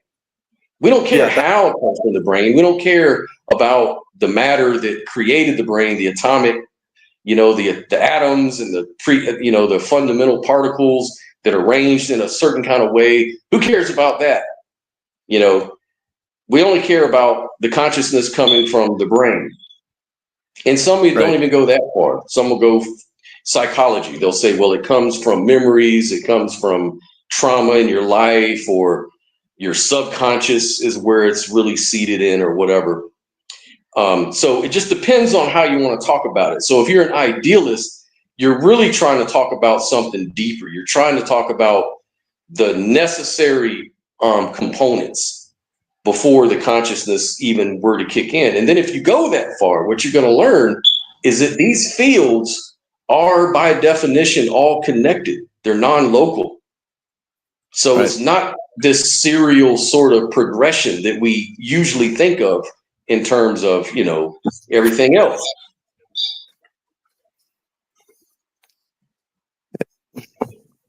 Yeah, that's why I'm trying to figure out the superset. And another way I could put it too is that that's really not important. Like if you wanted to say, well, it's just kind of too much for me to really worry about, like whether the universe is conscious or whether there's this big cosmic mind. Why do I really have to feed into that? Why do I really have to go along with that? You don't even have to do that, actually. You can still epistemically be an idealist, because as you said, you think, therefore you am, and from that you garner everything else, every interpretation, every inference, everything else that you know and experience is based in the fact that you're conscious. Everything appears in your consciousness, even the material world. We like to look at the duality of the world and say, well, the door's over there, I'm over here, and I know that for a fact. I know what physicality is. No one really knows what that is other than an appearance in the mind. So you could be an epistemic idealist and still have all the values of a non-dualist. Buddhist, and you said you were a Zen Buddhist. I mean, they sort of embrace that kind of holisticness, holistic, right? Yep. Yeah, so I would agree with you on that. And I don't think that the ontology is all that important. For me, it's just more fascinating for me to kind of understand. And it makes sense of a lot of, I'll be honest with you, it makes sense with a lot of anomalous experiences I've had, that Sophia's had, that other people have had over time in cultures. that we can easily just dismiss as maybe hallucinations or things like that. But that would be sort of a hand wave, actually. And what I would say is that idealism could, because idealism does not, put one preference of an experience above another. It just says that we are within whatever the dreamer, so to speak, dreams. We're determined by that. We just experience a normal set of experiences, and then we're likely to dismiss other people who say that they've, seen aliens, or they've seen ghosts or spirits, or had precognition, or they've seen, future events before they've really happened. These sort of anomalous things are easily to dismiss, especially when it's outside of your own personal experience. But if you've ever had those experiences, if you've ever witnessed them in any kind of regularity, you would be seeking, well, what sort of ontology could make sense of that? Because the materialist ontology seems to only go far back to the brain, and the brain really doesn't allow for a whole lot of that stuff. No, because the brain would say that your ass is crazy, and that's just not, can't be true. The brain can't explain those things. But yet Right. we know that people have had these experiences since the beginning of time or whatever. And those experiences are so similar, how do we get around that? Like, why are some people having those experiences and some people don't? And so my answer to that is there's different levels of awareness. People who see these type of things or experience those type of things, they have a different level of awareness. Could I address that? Mm-hmm. Sure. I'd like to refer to my spectrum of consciousness model that I presented to you, Scott. Yep. And it's based on the observer effect, what I dub your A filter, agent filter. Yes. So the way you perceive different things is based on, your growth, essentially. Yes. I like that. I was telling you, I like that But part sometimes because it's not necessarily growth. I guess you could call it growth, but sometimes for the most part, I think suffering and trauma is deeply connected to it. Yes. Sometimes certain types of traumas kind of put you on that threshold of revelation, so to speak. Like near-death experiences or, extreme traumas. Heroic doses of DMT. All right. So yeah. I have an idea on that, and this is based on it's derived from starvation. So, like when your brain starts to, when you experience starvation, you'll enter a state of delirium, and your brain starts to break down, and you start to see and perceive things that probably aren't actually there. And usually, it's based on the accumulated data or accumulated information in your brain, based on your personal experiences, your beliefs, and all that. And this is why I reference sleep paralysis and the hallucinations that it produces. It's usually what a person perceives is generally culturally based, such as, Europeans generally perceive like an old hag, a witch, due to the fear of witchcraft and all that. In the Middle Eastern region, it's often associated to jinns. In Asia, well, Japan specifically, it's often associated to vengeful spirits. And but can I interject here? Sure. So I'm actually an expert on that because I've had sleep paralysis since I've been a kid. And with that being said, we're all having the same experience. And obviously people are going to call it different things and associate it with their upbringing and their environment. That doesn't mean that's what it actually is. But we're all experiencing the same thing. You know what I'm saying? Yeah, and honestly, all it is just, especially when you're like in a vulnerable mental state, like if you're stressed out or if you're tired or if you're going through shit, you know what I'm saying? Like you just got all types of shit going on in your life. And when you are in that state of mind, it's because there are energies around you that are siphoning your energy. Okay. Like you're going through what you call, oh, somebody else said that earlier. Who said that? The banana farm. Some suffering is unnecessary. So it can put you in a state of mind where you just feel completely drained. And from a spiritual standpoint, as a mystic, it's for a reason. It's your body letting you know something is going on. The same reason we experience anger or whatever else. It's your body's response or your psyche's response and telling you something's happening to you that shouldn't really be happening. And that's all that sleep paralysis is. So when you're having sleep paralysis, you need to figure out what's happening in your waking life that's siphoning your energy. You see what I'm saying? That could be a human being in your life that's causing you stress, that's manipulating you or whatever. It could be anything. It could be anything that's in your waking life that is, in a sense, attacking your well-being. You see what I'm saying? Yep. Let me address two things here. I think it's simpler than that. That the brain detects the imbalance. So what it attempts to do is instigate the fight or flight reaction in order to instigate bodily movement in order to reconnect the mind with the body. Because as we know, well, not for everybody, but the body is shut down when we enter the sleep cycle. So what it attempts to do is draw on its data or information to produce an hallucination, and usually it's to scare you to instigate the fight or flight reaction. Now, on a physical level, hold on. Now, as far as the interpretation aspect of it, that is definitely demonstrated through your dreams. In my opinion, there's no doubt about that. But I think it's a bit different for the sleep paralysis. But it's but where it's all mind based, it's connected. Yeah.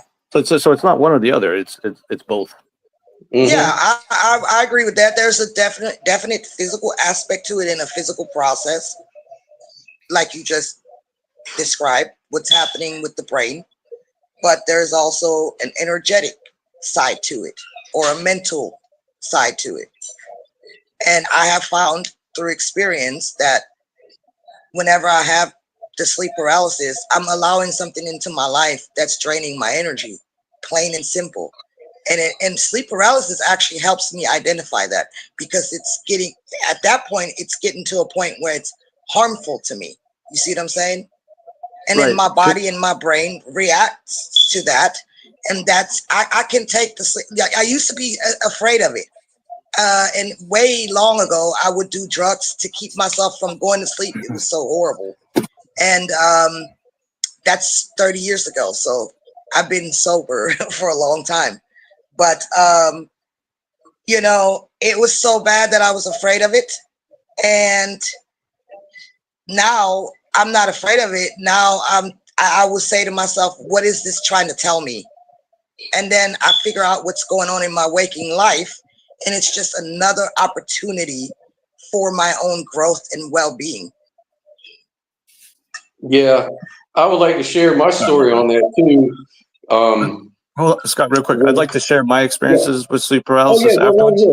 No, you can go ahead. I'll do after. Okay. Well, I first got introduced to sleep paralysis when I was probably 25 years old, and I would work the late night shift when I used to work for the Virginia State Police. So I used to, at night, maybe 3 a.m, I'd walk around, and it used to be a huge complex, like a 4-story building, really big, old, scary looking building, built in the 1910s and shit. And I would walk around there by myself, and it used to be scary. People used to talk about ghosts in there and shit like that. And I never really believed in ghosts or anything, but it was very important for me to walk because I would fall asleep on my shift. So to wake up, I'd go drink some coffee and then go take a walk around the complex. So what I would do, and all the lights were off, it was totally dark in there. So what I would do is I'd walk, and then I'd go to the nurses' station, which was on the 3rd floor real dark room, had a little cot in there if you can sleep, and I try to catch some sleep. But because it's so creepy in there, it's such an old building and making weird noises, and I hear about all these stories about it being haunted and shit. So I'd be kind of scared when I'm trying to go to sleep. I'm like, why am I worried about ghosts and shit? But it's not weird, when people introduce little seeds like that, get planted in your brain, you start, giving life to them. So I was laying down in the cot, just kind of relaxing, trying to get some shut eye, but I was kind of nervous at the same time. So I got into that state, that REM state, like that world between the waking world and the sleep world. So while I was totally conscious and awake, I was still dreaming about shit. And it created a night terror. So what I dreamed was that there were all these figures around me, watching me and threatening me and floating above me and shit. And I couldn't scream, I couldn't move. I was, your body shuts down in a paralysis. So you're paralyzed because you're at that point in your sleep where your body has to really just be paralyzed. And so I was in that state and it really freaked me out. And then I got out of it, and then it happened again the next night. And it got to the point where I was getting used to it. And I was kind of liking it. I was like, wait a minute, this is kind of like a trip. This is kind of like a drug trip or something. So I started representing it as a different meaning. Instead of a scary experience, I started interpreting it as a very deeply fun experience, like a roller coaster experience. So then it got to the point where I was able to. I knew your ass was crazy. Yeah, I was like, man, I love this shit. I'm going to do this all the time. So I would always go up there and try to put myself into a night terror. Hell yeah, man. I used to do night terrors like, man. And I have a reverse experience. You did what? Go ahead and tell your story. I don't know, like, that doesn't sound right, Scott. I mean, the pressure was I'm going to have to refute you on that. I'm going to have to refute you on that because I can clarify on this. Sleep paralysis, man, is some scary shit. Like, not only does it feel like you can't, it doesn't only feel like you can't move, it also feels like you can't breathe. It's almost if you, once you change your interpretation of the experience, it no longer becomes a sleep paralysis. It becomes a lucid dream. So then it turned from night terrors into lucid dreaming. Right. So that was the key for me to learn how to lucid dream, was through night terrors. You know what I'm saying? Because night terrors is like a warning. Okay, but let me ask you this. Even though you recognize, that it's not necessarily something that can harm you or kill you or whatever, how did you get past the fear? Like, what did you learn from it or gain from it? Like, how did you get past the fear? I tried to piece that together, and really what I did was it was just a point where throughout the day, like the next day, I would think about it, like, wow, I had a night terror, and I would tell people about it. And then I embraced it. I sort of like learned, well, let me see if I can do it again. So I was just a brave soldier, man. I just went in and wanted to be terrified. But what happened in consciousness? Yeah, that's crazy. This is what happened, though, in consciousness. That shit almost ruined my life. I'm just like jealous. How did you do that? But see, this is what I was talking about in one of my videos.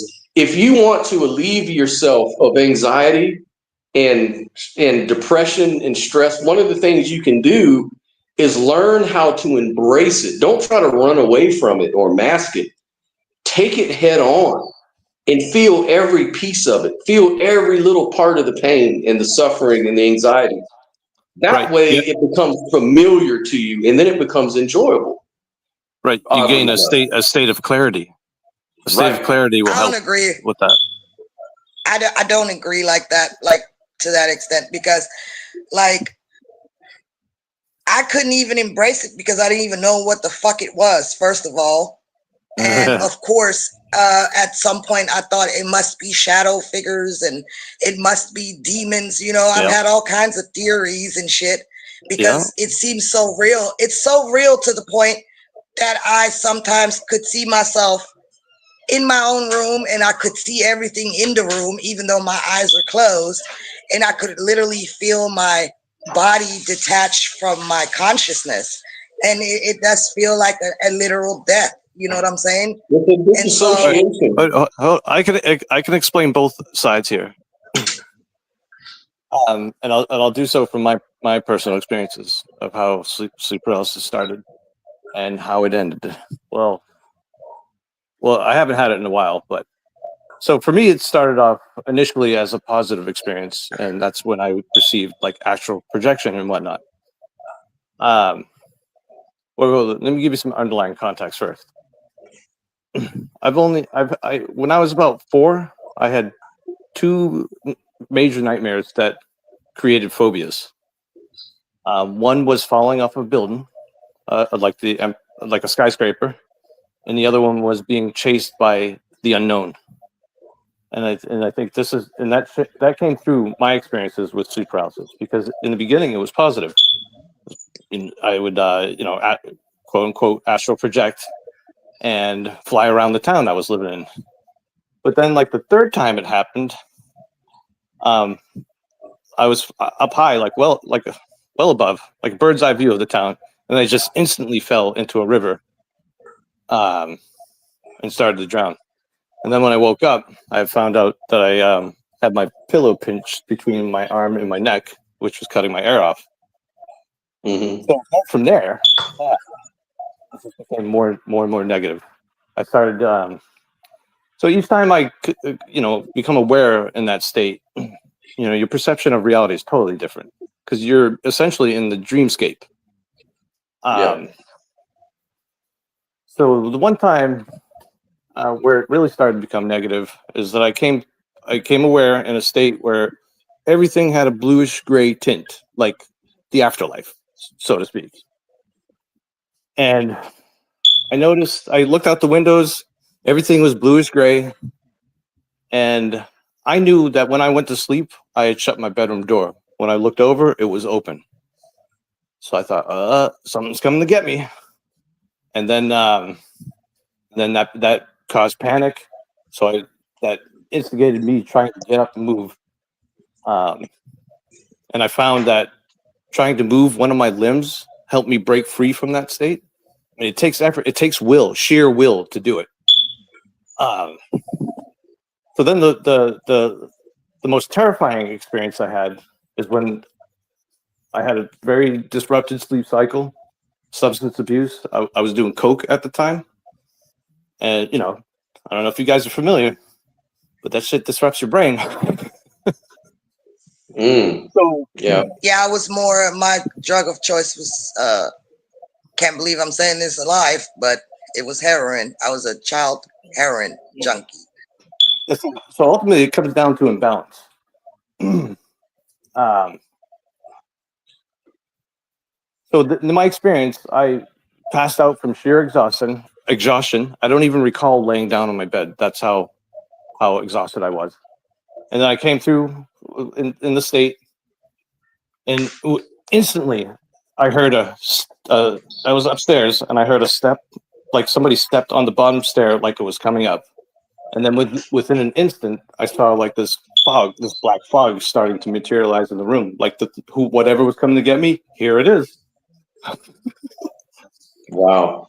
And so my response to that, which has basically been response to everything throughout my life, was sheer anger. And I said, no, I'm not dying like this. I'm not going to die from a night terror. And the angrier I got, I started to perceive like the bed was rocking violently. And as that was happening, I could feel my legs starting to slip off the bed. So I focused on that, because I knew if I could instigate the movement where I wasn't able to this time, that I would snap out of it. And I did. And then I snapped out of it, and I was like, whoa, what the fuck was this? I thought I was going crazy. So so then I took the time to research it. And at that time, it was still known as old hag syndrome. And then went to the fantasy realm of that, where people claim that it's groups of hellfire witches performing rituals to send spirits at you and shit like that. I was like, no, that's nonsense. There's got to be a real reason to it. And then a few years later, I learned of the study in Japan and how young people over there were, more often than not dying in their sleep and then they were found with sheer looks of terror on their face, like I described to you previously, which is expressed through the Ring franchise, because that's all based on night terrors. Another movie that's related to that is I forget the name of it, but we'll go ahead so you guys can bring your points up. The only thing I wanted to add to this is, like, there is no fun aspect to it. I disagree with that part, because I believe that, first of all, I'm kind of a Carl Jung fan, and I do believe of the shadow. I believe in the shadow of the psyche, right? And the shadow is basically a part of the psyche that's undiscovered. And because you're not aware of your own shadow, your shadow can run rampant. You know what I'm saying? Yes. In other That's words, there can be your subconscious. There can be subconscious parts of yourself that are in control of your life without you being in control of it. And I believe that, of course, other people have the same thing going on. And sometimes, like, let's say you're in a bad relationship or you have an abusive parent or whatever the fuck may be going on, you're dealing with those people's shadow as well. It's that part of those people that can physically cause you harm or mental distress. And sometimes it can come from yourself, from your own shadow. So I think when the sleep paralysis happens, it's not a fun thing.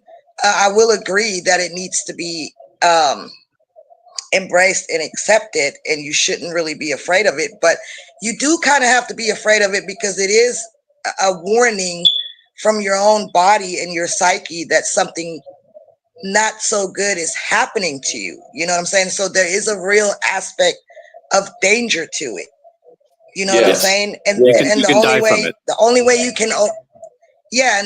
you can overcome that fear, though, is you do have to face it. But sleep paralysis does not stop if you don't become aware of what's going on in your waking life and in your inner self that's causing it.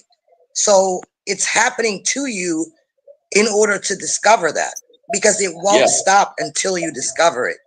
Yeah, it's all interconnected, not only with your bodily state, but your emotional state. So if you are having tough times, it's most likely going to shine through as negative. Yes. So if you just go in there, oh yeah, this is fun, I'm having an outer body experience, like, that's not really that's not really identifying the problem, Scott. You know what I'm saying? I would just say that, you have to get your woman balls up, man. Well, I barely have that happen to me now. Like I said, I'm a professional in that field, from having done it so many damn times involuntarily. But I'm just saying, like, that shit is definitely it's definitely scary. But there's a reason it is scary. It's harmful. Yes. Yes. Yeah, it's like if you get a stomach something ache, harmful is going on in your life. Yeah, your tummy's trying to tell you ate something bad. Don't eat this no more, or it's warning you about some things. But one thing I find very interesting too is the veridical experiences. Like as you know, I don't know if Dave knows this, but the veridical near-death experiences or out-of-body experiences and things like that. So I don't know if Dave knows. I don't know what the word veridical means. I do. Sorry, I'm German and I never heard that word before. Dave, tell her what veridical means. Well, I don't know what veridical means either, but I do have an idea of NDEs, and it's basically the same mechanism. It's a protective mechanism. So let me tell you about the veridical NDE, because this is the thing. Veridical means that it's sort of like shared, or it's something that can be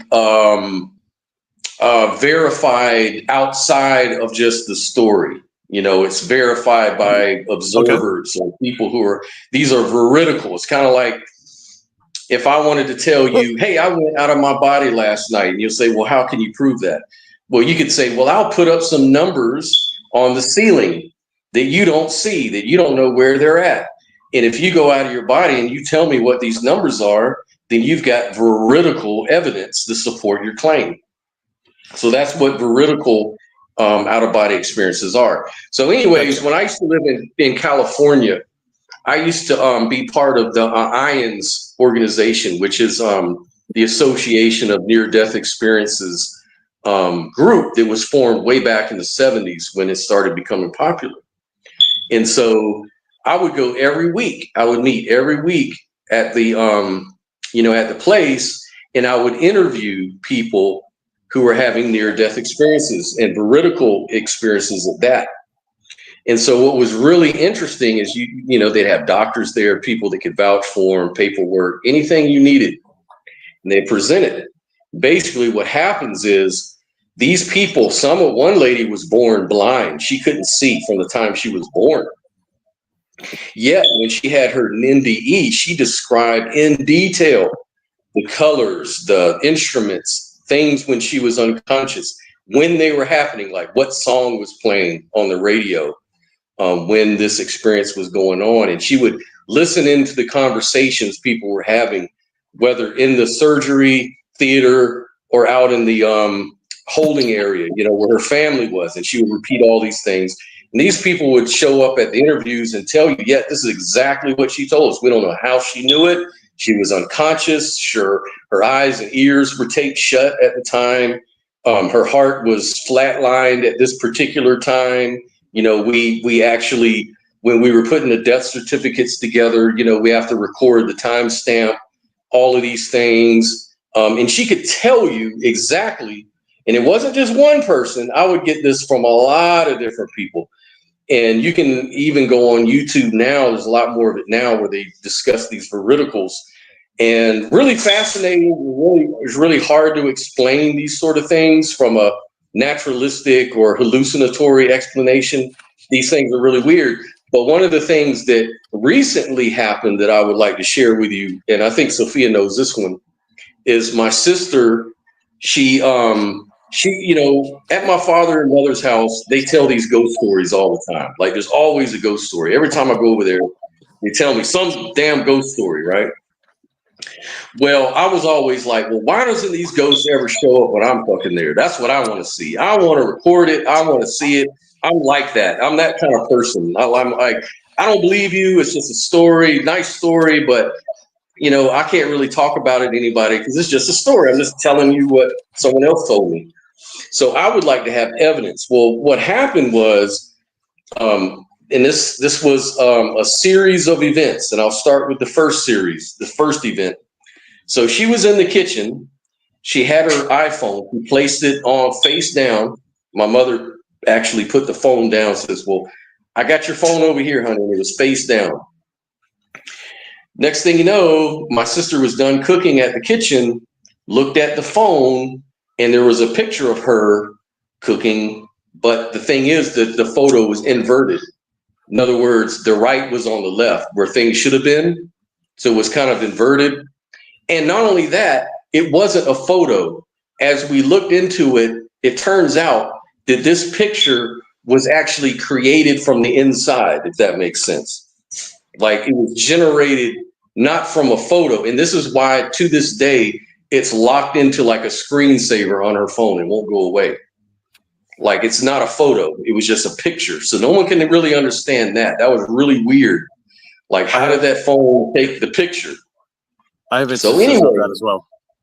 There's a lot of, yeah, and I summed that one up though to there's some feature on the phone we don't know about that does that, and I just kind of left it at that. But then the next night, she was rushed to the hospital because she was in the sink washing dishes, and a knife sprung out of her hand, went up in the air, fell back down, and stuck her right in her wrist, in her artery.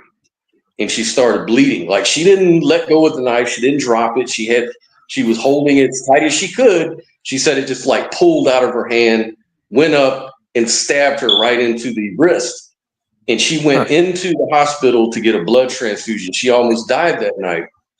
And my dad, that same night, he was so, he was a little upset. He was worried. She finally came back home and he fell out on the couch. Next thing you know, he's waking up and sits up on the couch and is like, yeah, let me go on back to the bedroom. And then all of a sudden, before he gets up to walk in there, he has a vision of my sister as a ghost. And she's in front of him. And you got to understand, my dad does not believe in anything like this. He is so anti-ghost and shit like that. He doesn't believe any of that kind of shit. But he admitted, man, I saw Shelly as like a wispy looking spirit in front of me saying, I'm going to be okay. And it scared the shit out of him. He said, man, I jumped out of that goddamn couch so fast. And I ran and I told my mother what happened. And she was like, oh, Dennis, she had a nightmare. And he's like, no, I was wide awake because I was up and I was about to go make some coffee. I was just kind of sitting at the end of the bed, just on the couch, just kind of thinking and what I'm going to do. And then all of a sudden this thing happens. But anyways, that's just one story of a veridical sort of story that I find kind of fascinating. Have you ever researched shared psychosis? Yeah. Yep, I have. And a lot of that goes back to dietary things. Like there's one situation, I think in the 15th century, everyone had a mass psychosis of everybody danced themselves to death. They got up and they started dancing, and the whole town started wanting to dance and they didn't eat, they didn't drink water, they just literally danced themselves to death. And so people wondered, why the hell would they do that all together? And it comes to find out that the food that people made back then affected people mentally. It was like something about the food, the way they cooked it, could be attributed to why they went crazy or whatever. And then the shared psychosis part was when you see other people doing stuff, you want to mimic it. And so you sort of share in their psychosis. But that's that's one of the things I know about it. Yeah, because we're a social species. Right. And we cooperate by interacting with each other. But but for that point as well, you also want to take mold and fungi into consideration. Yeah. And you can imagine people who didn't know about mold and didn't know about dietary causations, they probably thought it was some spirit of the devil or something like that, Well, speaking of mold, David, you want to hear some weird shit? So I knew that an apartment that I lived in had mold within the walls before it popped up on the walls because I saw it in my mind. I may have smelled it, and that's how I explain my visions to Scott. I may have smelled it, but only subconsciously. And the way these basically, let's say you walk in the room, right, and you act like a normal person, everything's normal about you, but there are some type of micro expressions that I subconsciously detect, and no one else does. What would happen to me? I'll go to sleep. I'd go to sleep that night, and then I wake up in the morning. And I'm like, man, I saw the true aspect of David, and it was this distorted, like monstrous or reptilian ass person. Like in a way, to me, there's something wrong with David, right? Because I had this vision about your true self. And so that's kind of how it is for me. My brain picks up on certain things. Subconsciously, I pick up on it. And then my brain forms like a visual that I can relate to in everyday life. And then I have this like vision. And honestly, that's a good mechanism to have, because that gives me a warning about that said person, and whatever this person turns out to be, a psychopath or a sociopath, I already saw it. So I'm protecting myself against it. And that's how it happened with the mold. you know, I must have subconsciously smelled it, and my brain formed an image of mold behind the walls. And I want to say 2 weeks later, that shit popped up all over the fucking wall. So, you know, stuff like that That's a happens. superpower, man. Yeah. Yeah, That's like that quantum nose. That's your intuition, is what that is. Yep. Intuition. And that's what I call it. I call it my intuition. Yes, and some people just are tuned into their intuition that way. And I think that trauma can be a catalyst for that. You know, like imagine finding yourself in a situation where you have no one to rely on, you're left for dead. Sometimes that causes you to reach so deep within yourself that you come up with some kind of solution. You know what I'm saying? Because you have no other choice. Right. So that's why I say, like, these things they're all defense systems. It's meant to protect you, your psyche. Exactly. Yeah, because for me, like, I have a slight allergy to mold and dust. So if I enter a room, I smell it right off the bat because I know it's not healthy for me. Yeah, I'm like that too. They tell me that I have a nose like a wolf.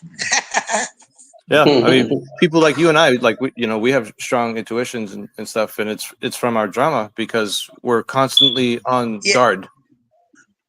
Yes, it affects your nervous system. Yep, and that affects the overall system because it affects your frequency. That's right. It's really fascinating. Like, so yeah, I mean, in a way you could say severely traumatized people, they develop I guess superhero strengths. So that leads me back. Oh, go ahead. I was just gonna say, like, the lady with the quantum nose, like, she could smell diseases on people like 99.999% of the time, get it right, and help get people treated early. They train dogs to detect cancer now. Yep. Well, they have been doing it for years. I don't know if you've looked into it. And dogs can actually. And I've heard testimonies from people that, they said that when they had cancer and didn't know they had cancer, that suddenly their dog would get vicious or violent towards them and bark at them like the dog felt threatened or something. And then in hindsight, they were like, man, my dog was trying to tell me, my dog was detecting it. See, I had a similar experience with my nephew's dog. I smoke, and it's the one thing that's killing me. And, I do too, as y'all can see on camera. I was petting him one time, and he's a very friendly dog. He likes to get up in your face, and I exhaled on him, and he just instantly started whimpering and was trying to get away from me. And I was like, yeah, I know I need to quit. I just can't. That's amazing, man. But some dogs like to smoke. I mean, I don't smoke the reefer, but I have seen dogs who actually like to inhale it. So I mean cigarettes. Oh, I thought you was talking about weed. Normally, I do that, but not right now because it's illegal where I'm at. I need to get off the pot. I'm trying to do too because I'm noticing now. Anyway, guys, my phone is getting hot. Okay. Yeah. I guess I'm gonna have to sign off. Yeah. All right, Sophia. It was a good show, man. I appreciate it. I think y'all did really good, though. I think y'all did really good with that little fake debate, faking to be a Christian. That was funny. Yeah, I'd like to do it again so I can build up my case. Yeah. All right, Sophia. Anyway, I'm signing off, guys. See y'all later. Okay. Take care, Sophia. Be safe. Hey, did you want to say anything else? I'm about to get off too because my phone is like dying over here, anyways. No, I think this is probably a good place to close. Yeah. Well, it was a good debate, man. Hopefully that helps a little bit with facing off in case if you ever meet with Darth Dawkins or some precept like that, Well, I know the thing is that, like, where you did what they do, where you draw things out. Like that's a way to obfuscate as well, because I Yeah. noticed that I kept losing my points. Well, because I'm attentively addressing everything. Yeah. So if it goes on and on and on, I'm gonna in my current state, I'm going to forget things. So I need to tighten up my talking You were points. making very good points, and I was like just trying to, off the top of my head, figure out how am I gonna respond to that. And I was like, well, just say some asinine shit. So you did really good. I was just winging it, pretty much at some point. Yeah, Until so, I mean, so was I. Yeah. But But cool, no, it's man. great. Well, It's a great building thanks a experience. lot, man. Everybody, if you're new to the channel, like if you're watching this for the first time, just please do me a favor and like or subscribe to the channel or give a dislike. What do you do not like about it? Just give me some feedback. I want to grow the channel. I want to do the right thing and kind of grow our community and be a positive thing. And we do this from time to time. We'll do Steelman debates. We'll discuss things that we may not agree with or things we do agree with and, talk about it. So we cover a lot of things. If you got any suggestions for topics, feel free to put them in the comments. And again, you're free to jump in on these shows. We're 100% call in as well. So anyways, man, I'm going to go ahead and shut her down. And next weekend, we'll come up with another conversation. Sounds great. Sounds good, man. So, all right, we'll talk to you guys later. Y'all have a great rest of your weekend. All right, take care, Scott. Be safe, All right. everyone. You too.